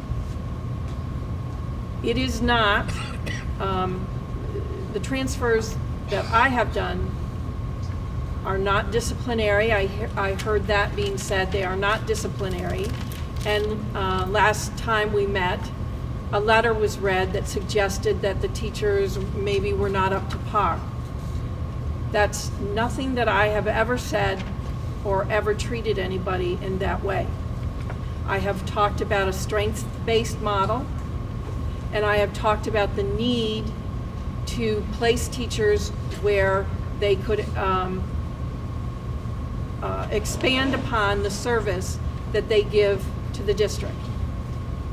When you sign up as a teacher in a district, you sign up to serve students. And sometimes people need to serve students in different placements. And yes, it is sad for the students. There are other students who need assistance or connections as well. And we've been talking about teacher transfers, and the most truthful thing that was said is they can't be reversed right now. There is an MOU that the process will not be the same in the future. And there is nothing preventing teachers for asking for transfers in the future, if they so desire, and if there are openings. There were some other statements about meeting with teachers. I did meet with some teachers. I invited any of the teachers to come and meet with me, and my door is still open. My door is always open, both to parents and teachers, and actually any employee. So I am open to meeting with people and further discussing their feelings, and I will continue to meet with the BTA.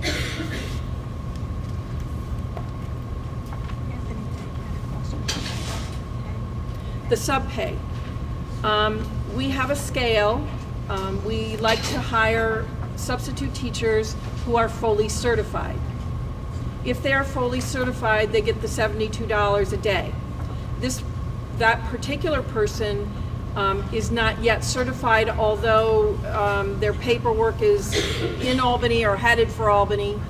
They will soon be certified, but because they are not certified, there's a lower rate of pay, and as soon as they are certified, they will get the higher rate of pay.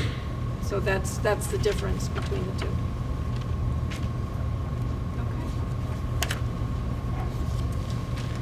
Ready for your superintendent's report. Okay. One of the things that the principals are taking turns once a week. They are sending information to Mrs. Kellogg and or myself about some of the things that are happening in their schools. And so tonight I have reports from, and they're partial reports. I'll say there was more to them. I have reports from JV Forrestal and from Sargent School. And each time I come, there will be reports from other schools as well. So JV Forrestal has been working on building spirit in the school, and their Sunshine Committee had a welcome back breakfast that was enjoyed by all of the teachers. They also have a new secretary in their building, Mrs.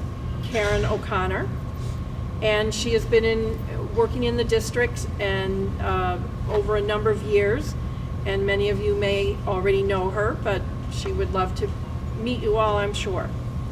October 7th was Walk to School Day. That was something that our Health and Wellness Committee talked about, and actually both JV Forrestal and Sargent School participated in Walk to School. So even students who normally come to school on a bus were dropped at a point away from the school. There were lots of teachers and parents, etc., present to make sure that they got to the school safely. JV Forrestal also had the company of both the Mayor Cassell, and the police chief, Chief Sullivan. And Sullivan, I don't think it came out wrong. Mayor Cassell was presented with thank you letters from the students for the sidewalk restoration that has taken place on Liberty Street. And so that was a great occasion. And I will tell you, at Sargent School, lots of parents present. Mrs. Kellogg and I had an opportunity to go to the drop-off point and watch students come off the bus. They were very excited. They weren't usually used to walking down that long driveway on Sargent School, but I think that it looked like it was a beautiful day, and it looked like all the students really enjoyed the opportunity to do that. In JV Forrestal, the PBIS program, they've got posters now over the school. They've sent letters to parents. They've had 2 assemblies with their students, and each of the schools were asked to come up with some kind of acronym, etc. Mrs. Condello shared this evening that they added to GEMS by Rocks, and each letter stood for something. At JV Forrestal, it's SPR, and SPR, they took the word super. They're super excited to be safe, polite, and responsible. Also, JV Forrestal reported that based upon the diagnostic reading assessment, that 75% of JV Forrestal 3rd graders are reading on grade level at the beginning of the year. And I think this is a great reflection on the literacy work that they have been doing at JV Forrestal, so congratulations to everybody there for their good work. At Sargent School, one of the 4th grade teachers recently organized Sargent Making Strides Breast Cancer Walk on 10/18, which was a Sunday, and the walkers raised $1,740, and also they put this together to show support for one of their colleagues. An update about Scarlett, the therapy dog. I shared a picture with you, and Scarlett has had 9 student groups that have enjoyed reading to her so far, and it seems like the kids really enjoy that as well. Sargent School also has a mission. It's on, they have two big banners on different parts of the school, and I'm not going to share that mission with you because I'm sure Mr. Archer would like to share that the day that he does his school report. The garden program continues at actually all the schools, but Mr. Archer reported it. And our upperclassmen at Sargent School will begin to use the garden. The lower classmen, the lower grades that have always done it have already started, and the new grade levels will begin very soon.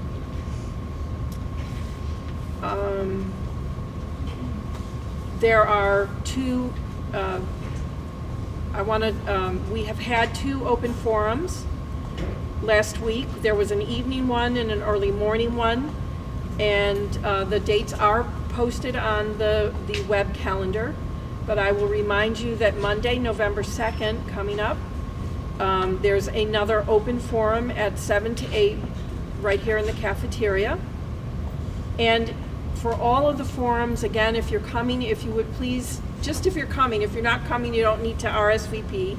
But if you are coming, if you would RSVP to Teresa, so that we make sure that we have the right size room. Obviously, this is a big room, it's not a problem. But for the morning sessions, they are at the district office. Dr. Watley, if I may. Yes. I think there was a little confusion about the conference room, and maybe you might want to explain. And I also, I've gotten some questions about the agenda for the forum. Okay, so the agenda for the forum is an open agenda. The first forum that I had not too long ago, the people that came to that particular forum wanted to have an open forum where they could ask questions of interest of them. And at that forum, I had a process to ask whoever showed up to share with me other ways that might be useful ways of communication. But they decided at that forum that they didn't want that. So all of the forums are open forums with the exception of one. There were 2 in October, there are 3 forums in November and 2 in December scheduled. The other date that is scheduled is 11/16, that's 6:45 to 7:45 in the morning at the district office. The conference room is, we don't have a name for it, we call it the new conference room. It's in, if you're coming that early in the morning, come around to the back, you'll see the light on. There is an entry door there. You can, I'll have it unlocked, but if it's not unlocked, just knock. If you go to the front at 6:45, there are not people up at that level of the building that will hear you knocking, so please come around to the conference room on the side. On 11/17, the next day, there is an evening forum that will again be held here, 7 to 8 o'clock. That is the forum where I would like people who come to talk about other forms of communication that might be helpful. The last piece of information that I have is that we applied, as I believe probably most school districts did across the state, for something called a hardship waiver. The hardship waiver was an explanation of what we felt was a hardship for us to complete the new APPR, the 3012D, and begin to implement it right away this year. And so we put together a waiver, and it has been accepted, which means that we will not be implementing the new APPR. We will be implementing the APPR that is currently in the portal, currently approved by the state. The new one now, we will have to reapply for a waiver if we think we need it, and that waiver will be in February. We'll hear in March whether we need to then implement the new APPR, the 3012D, or if we will continue with the old APPR that's currently approved. So that's where we are with the state, and that ends my report. Do we have any board comments tonight? I do. Okay. I'm sure everyone will be thanking Mrs. Condello and Mrs. Peterson for their presentation on Glenham Elementary School. I wanted to thank the school district and the Beacon Teachers Association for the gifts that they gave us for board recognition. They're much appreciated. And I was going to start with something else, but I wanted to thank Dr. Walkley for the reports from the schools, because I know someone mentioned that they liked hearing people introduce themselves, so I'll do that quickly, and then I'll tell you why. My name is Christine Galba, which you know. I am by trade a special education teacher and reading specialist. I've been teaching in Westchester County for 20 years. This is my 20th year. I grew up in Westchester County, as did my husband. We moved to Beacon in 2000 when I was pregnant, and we rented an apartment to see if we liked it, and we did, so we bought a house and we stayed, and we still like it here. We chose Beacon. I heard people say we chose Beacon, and we chose Beacon also because it reminded us very much of the communities where we grew up, and we wanted to be here so that we could be involved. We felt the community was small enough that we could try to take active roles by participating in different sorts of things. So I'm a Girl Scout leader, and I try to participate in as many committees as I can. I used to be a PTA president in South Avenue for several years. So the reason I bring that up is one of the major things that I've learned being on the board, which I think has sort of changed me as a teacher, is that board members get most of their information from the superintendent of schools as to how things are going in the district. And so that was something as a teacher I never realized. I kind of felt like board members knew everything, and they knew everything that was going on in all of the buildings. And so that's why I said it was so nice to hear from Dr. Walkley, because these are things that I think none of us would have heard about, and it was nice to hear about the walking to school and the updates on the garden. That was something that was new since my daughter left the elementary schools. So that being said, I did tell people last time to feel free to reach out to me. Up to date, no one has reached out to me, so I'll just put that out there. I did pick up a few questions from the last meeting. I know that Joan asked about the New York State School Board's positions.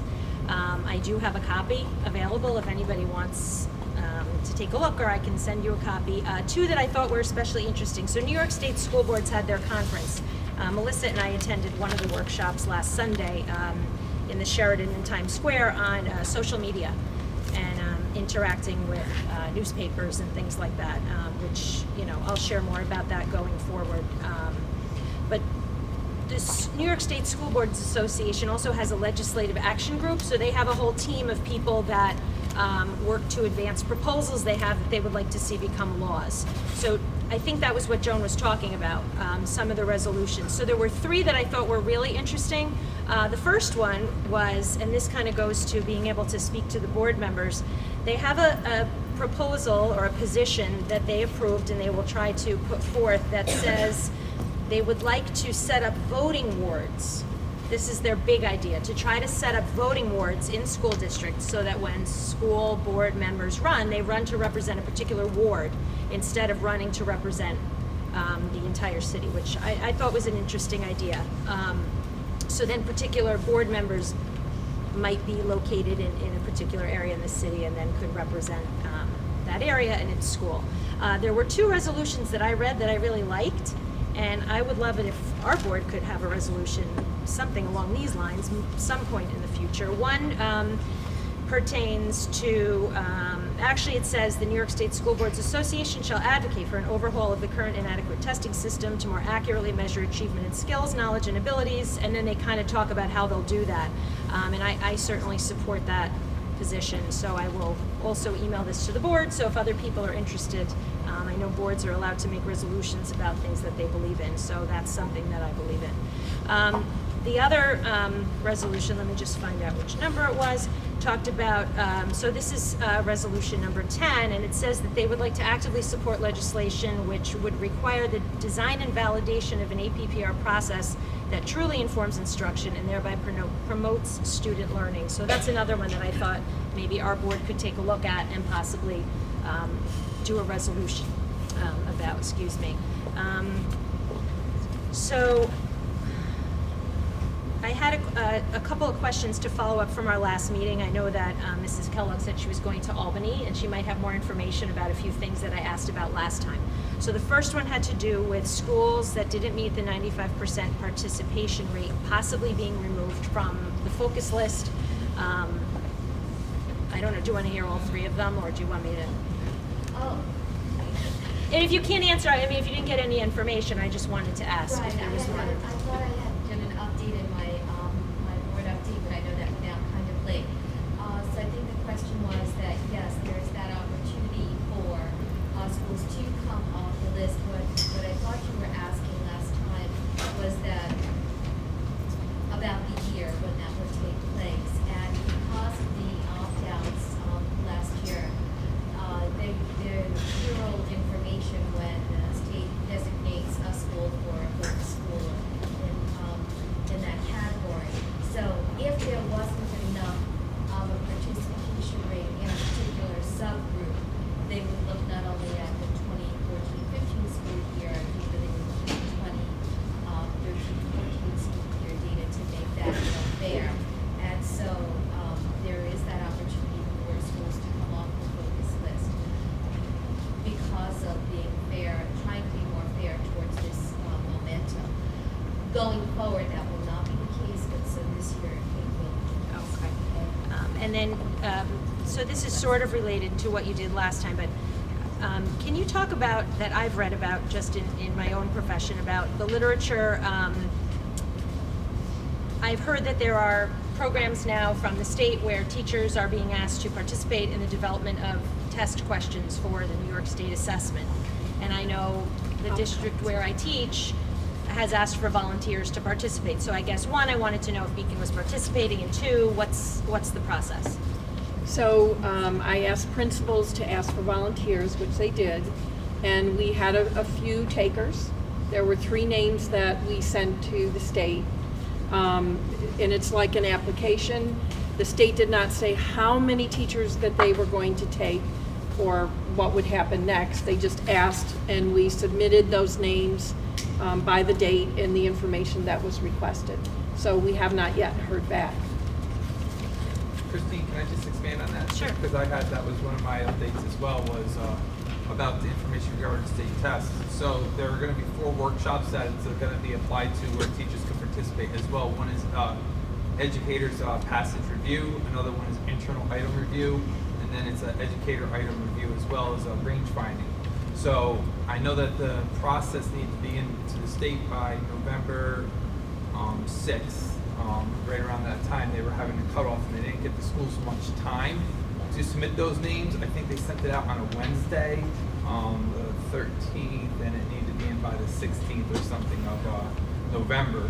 But it was because of the Questar, and I was following up with Karen about that, and I sent her an email stating that, hey, when that came out and so forth. So I'm happy to see that we do have some teachers. I don't think there was a limit, though, on how many we could send up to volunteer. 6.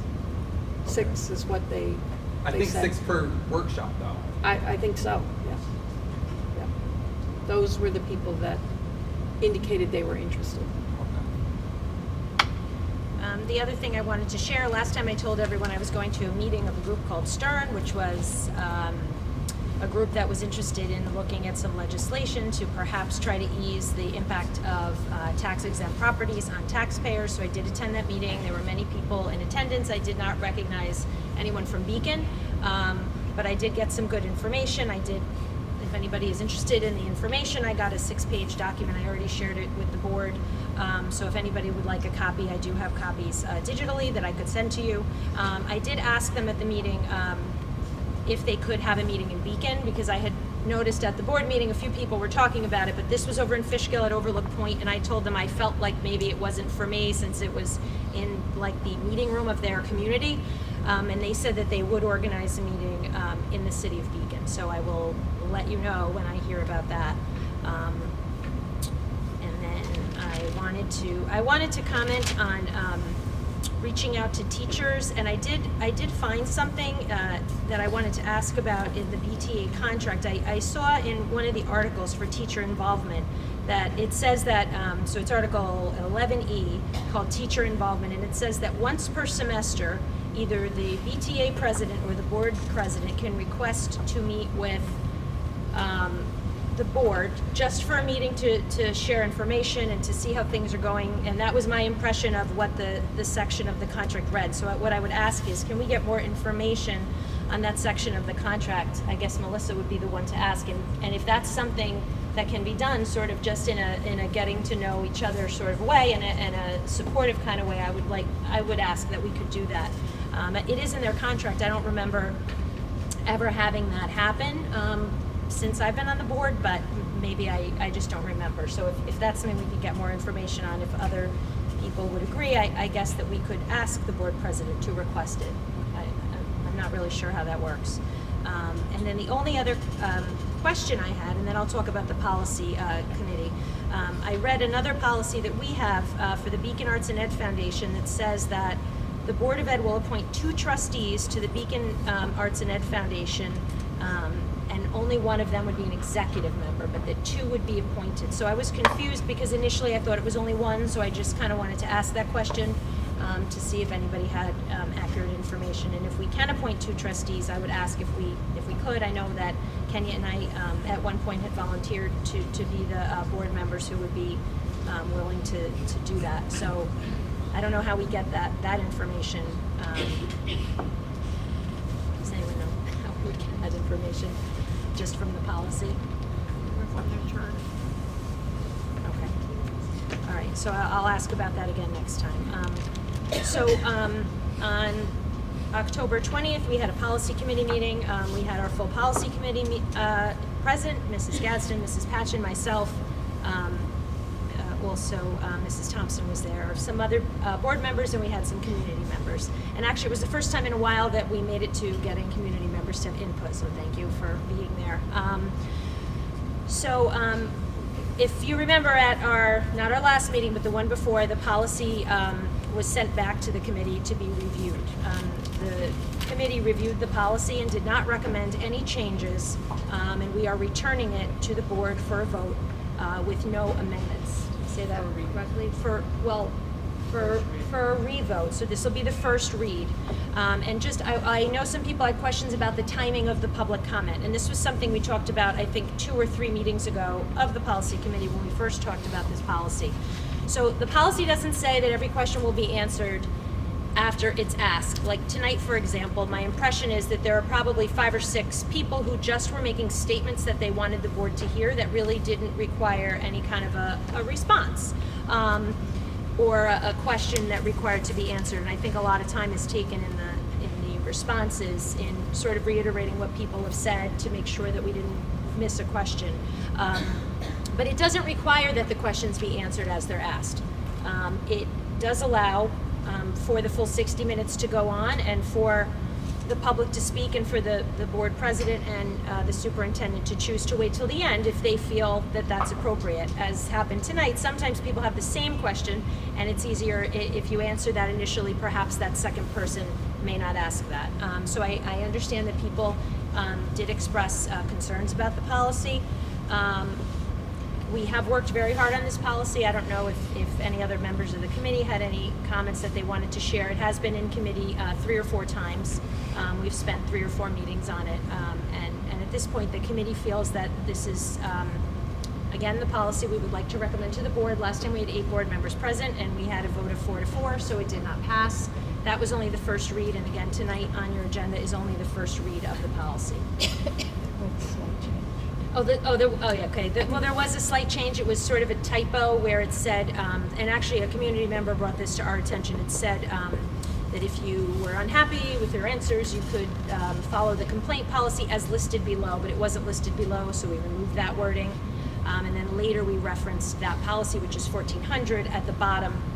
So those are changes that don't impact the content of the policy. So then the last thing that I kind of wanted to say was I had proposed a public relations committee, which Mrs. Thompson, I guess, created. And so I wanted to I am not a chairperson of this committee, but I wanted to propose Wednesday, November 19th for our first meeting. What was that? Wednesday, November 19th. I don't know if that works for people. The committee members, I believe, are Mrs. Gadsden, Mr. White, and myself, and Mrs. Thompson, I believe. I can't ever do a Wednesday. Okay, all right, so we may have to try some other dates, but my proposal, maybe we can do that through email and then we can announce it at the board meeting. And I think our first meeting would be to kind of set up a goal for our committee or a mission for our committee, and then perhaps propose who our members would be. And then from there, we would have probably a broader membership at the meeting based on what we had thought of. So I have a lot of resources, but it's late. I won't go into all of them. I found a couple of groups, national groups that focus on public relations that could assist us in doing some sort of an audit of our kind of communication method and help us to move through. So that's all. The only point I want to clarify about the policy, my big concern, and I voiced this many times at the last meeting when we discussed the public comment policy. So now we've changed it where there may or may not be answers in between the questions or during the question period. But the point that I want everyone to understand is it's not going to be a dialogue. So we had this in the past where, a person came and they had their 3 minutes and then we'd reply and then they'd have additional questions. The policy does not allow for that.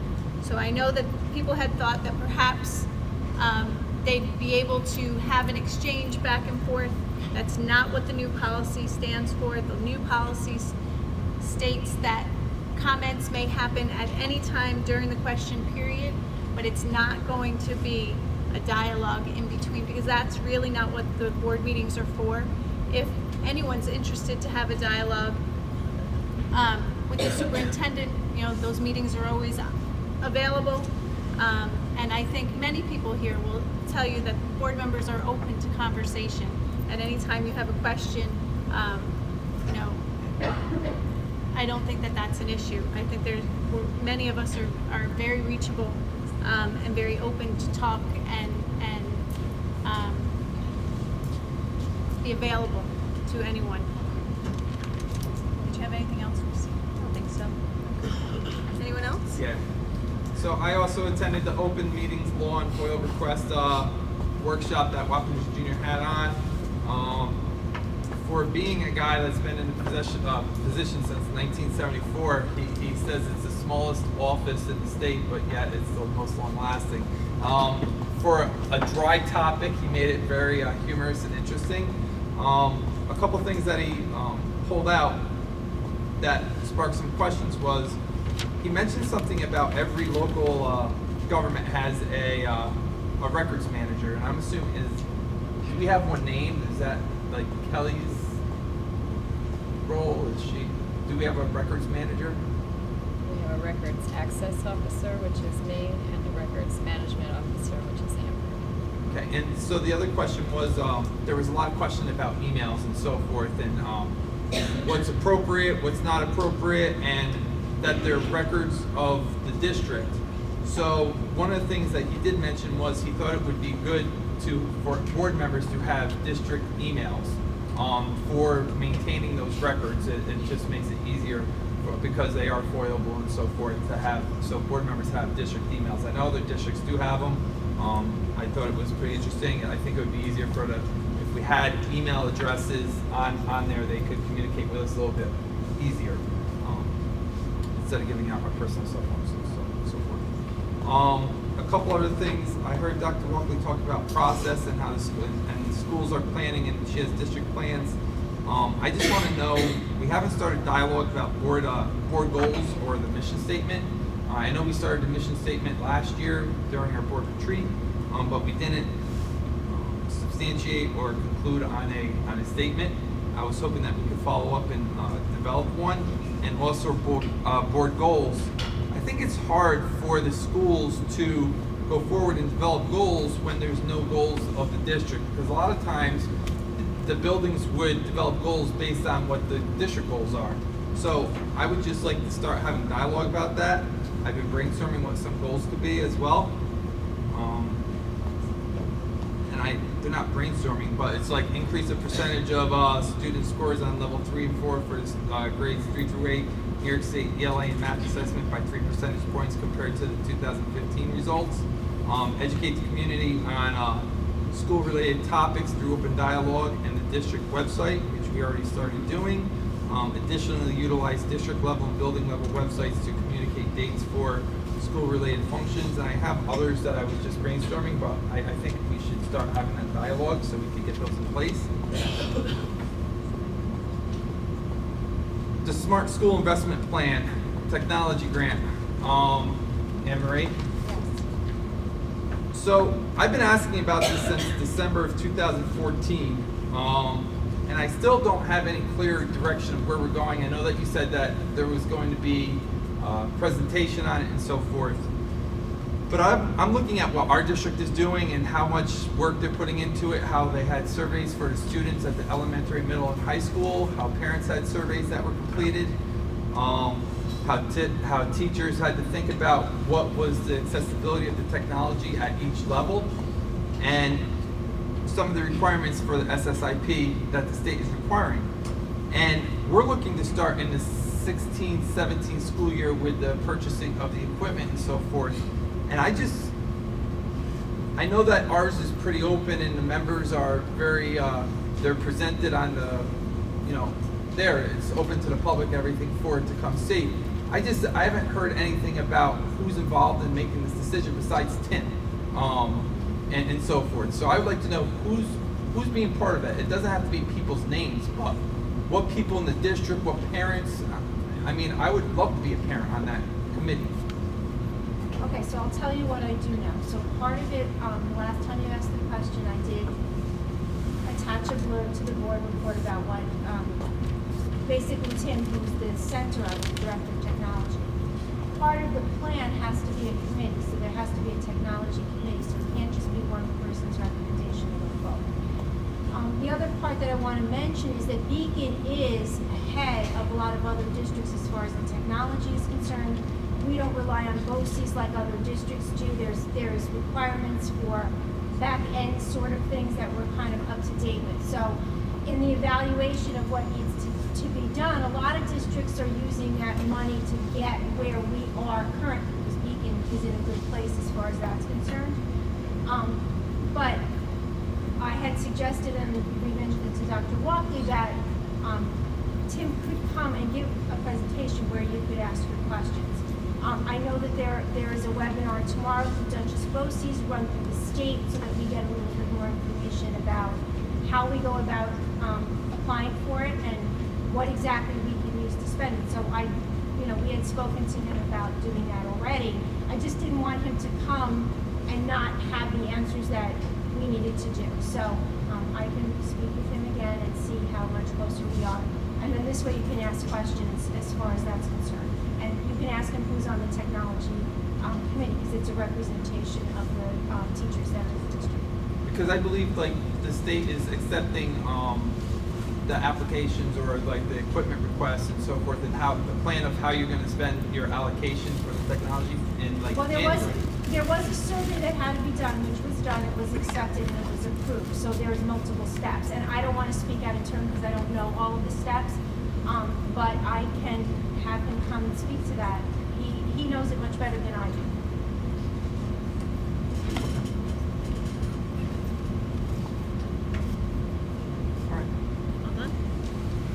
I forgot one thing. I'm really sorry. If you want to let other people go first, that's fine. Go ahead, Christine. I just wanted to know, I had asked a couple meetings ago, I know we had talked at a policy committee meeting about having Mike do a workshop moving forward on board procedure. So I was just wondering if we were any closer to having an idea about when that might happen.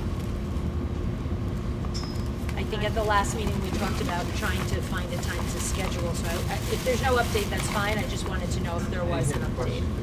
About Mike giving the presentation on board procedures. We haven't picked that date. As of yet. Kenya?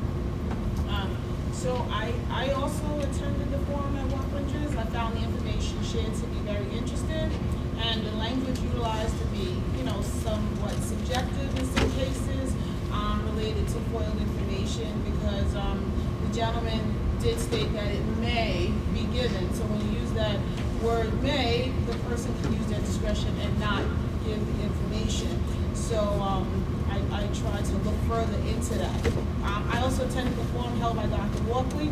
I thought the idea to leave to lend the how of the operations of the meeting to the people in attendance was a good idea. It allowed for sharing of issues, ideas, and concerns on different areas, and it allowed for dialogue to happen with an actual conclusion to what people were asking. I think sometimes people ask questions and then leave, and those questions are left unanswered. Just want to thank Ms. Condello for her presentation. I applaud all of the efforts, set forth by her, the staff, and the parents of that building. I'm actually, because my son went to Glenham, I'm actually a Glenham fan. A sincere thank you to the BTA for the gift.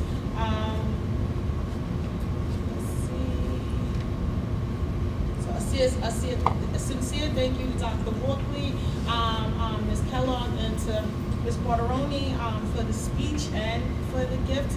It's very well appreciated. I do want to just speak to some of the things that have been said here. I am a firm believer in something called effective communication. What that means is when someone is asking me to do something, I pretty much repeat what they're asking me to ensure that I have a full understanding of what is being requested of me. So sometimes people get frustrated when I do that to them, and I try, if I notice the frustration, to pull them aside and explain to them what happens in that situation.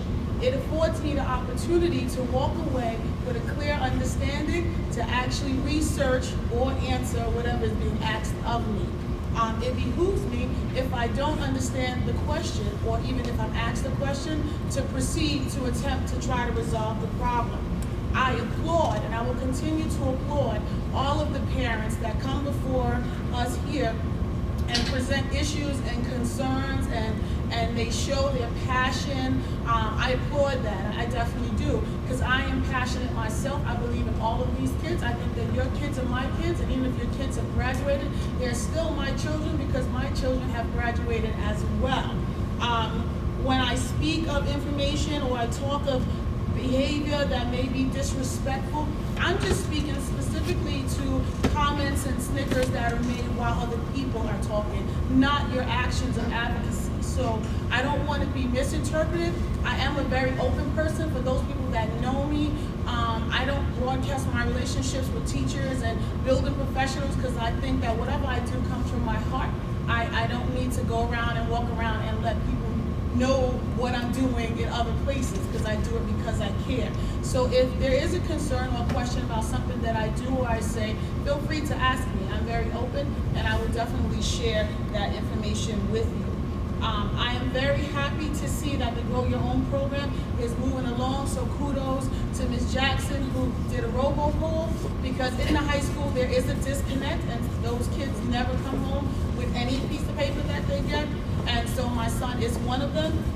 And so that robo-poll does connect parents if that parent is available to actually participate in that situation. And I think that's it. Thank you. The Dutchess County School Board Association will have their next meeting Thursday, November 5th. I will be attending. If anybody else from here would like to attend, let me know. I always look forward to sharing the ride with somebody. It's a long ride up there. Maybe I shouldn't have said that. That probably just discouraged everybody. One of the things we will be talking about at the next meeting is the various districts will be sharing our experiences with how we do our policies. So maybe that might be tempting for you to come. That's it for me. Anyone else? I would also like to thank everyone for their appreciation tonight. Thank you to Glenham. I echo Kenya's words. I'm a fan. 3 children through Glenham. But the great work that goes on in Glenham.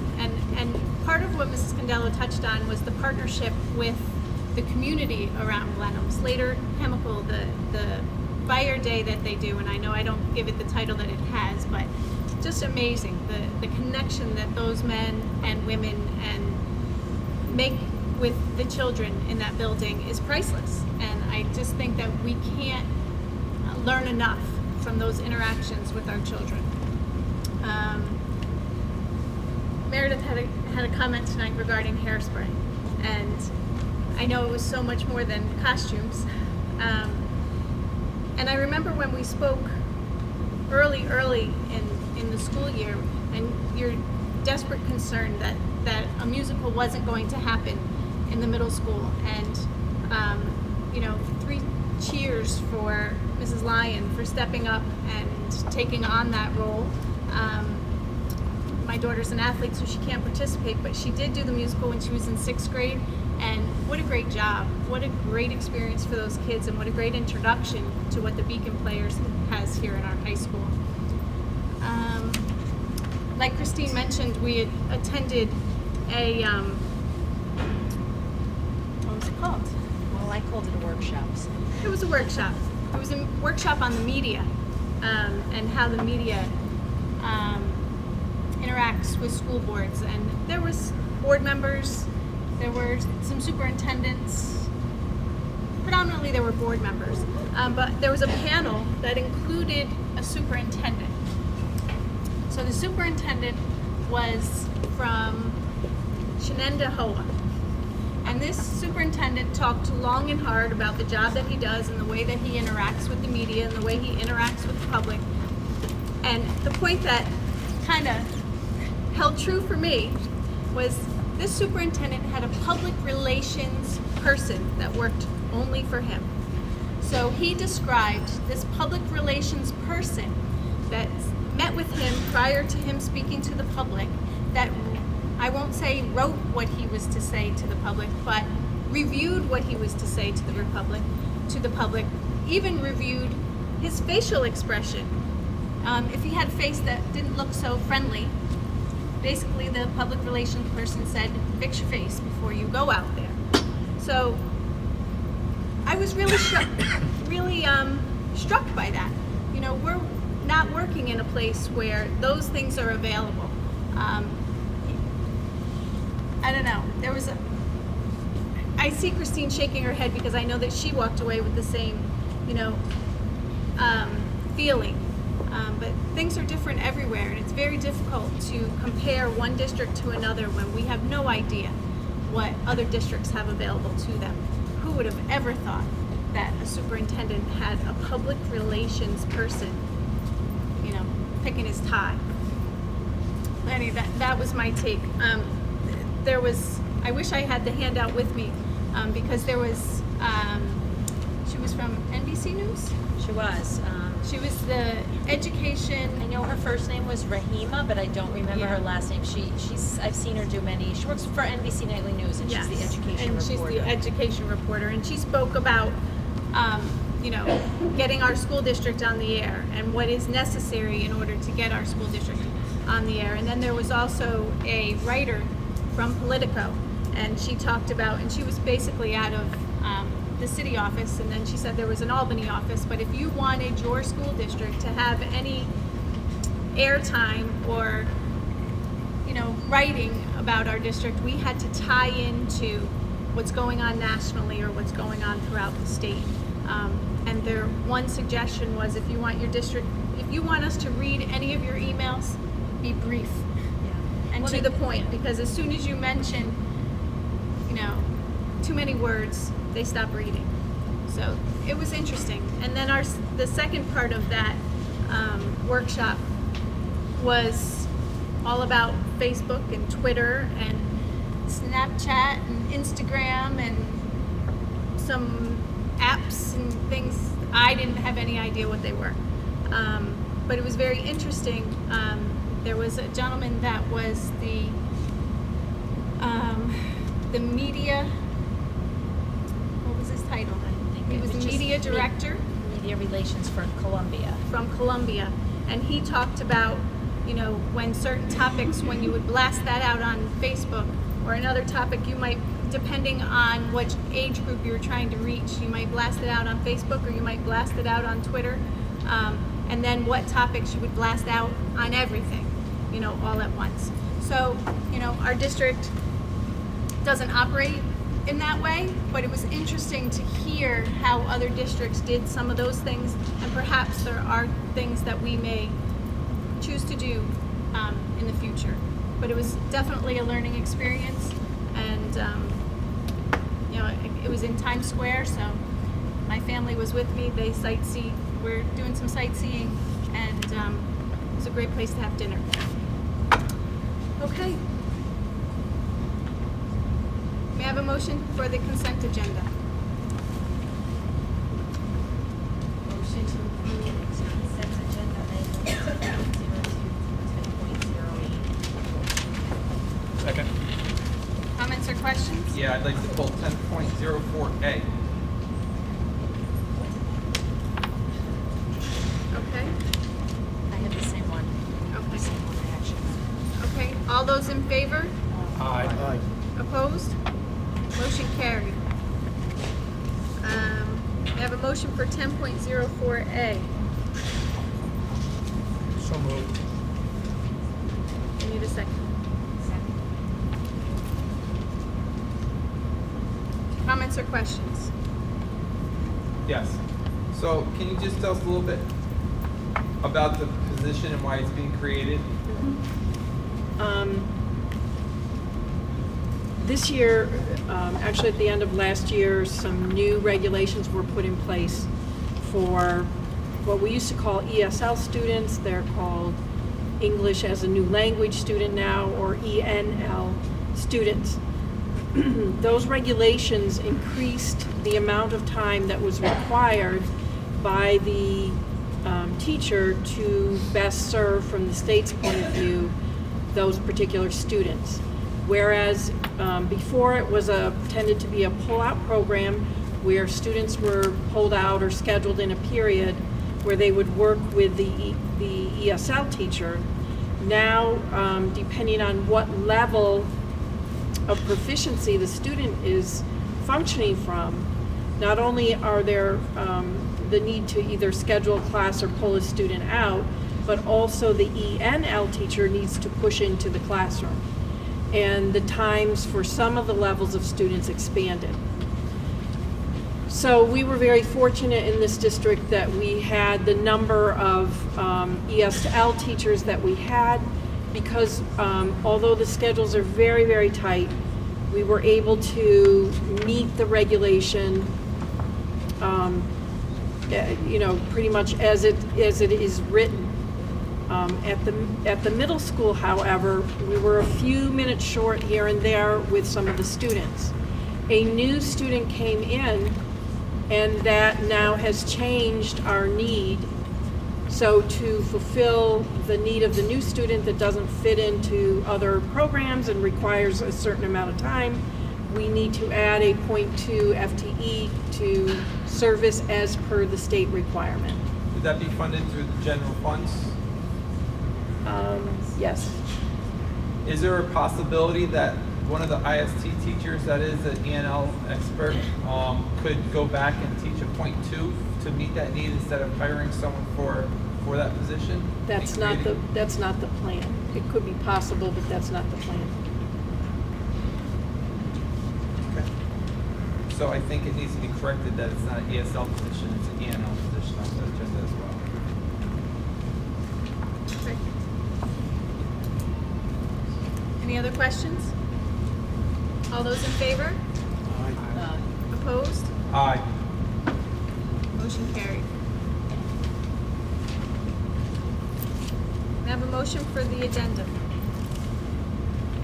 Is this the SMOA? Yeah. Okay, so motion to approve item 11.01 SMOA with CSEA cafeteria unit.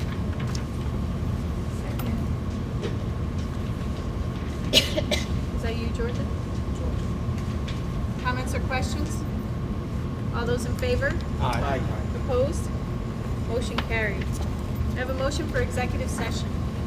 Motion to adjourn to executive session to review the employment history of a particular individual and negotiations under the Taylor Law, and the board may take action after executive session. Second.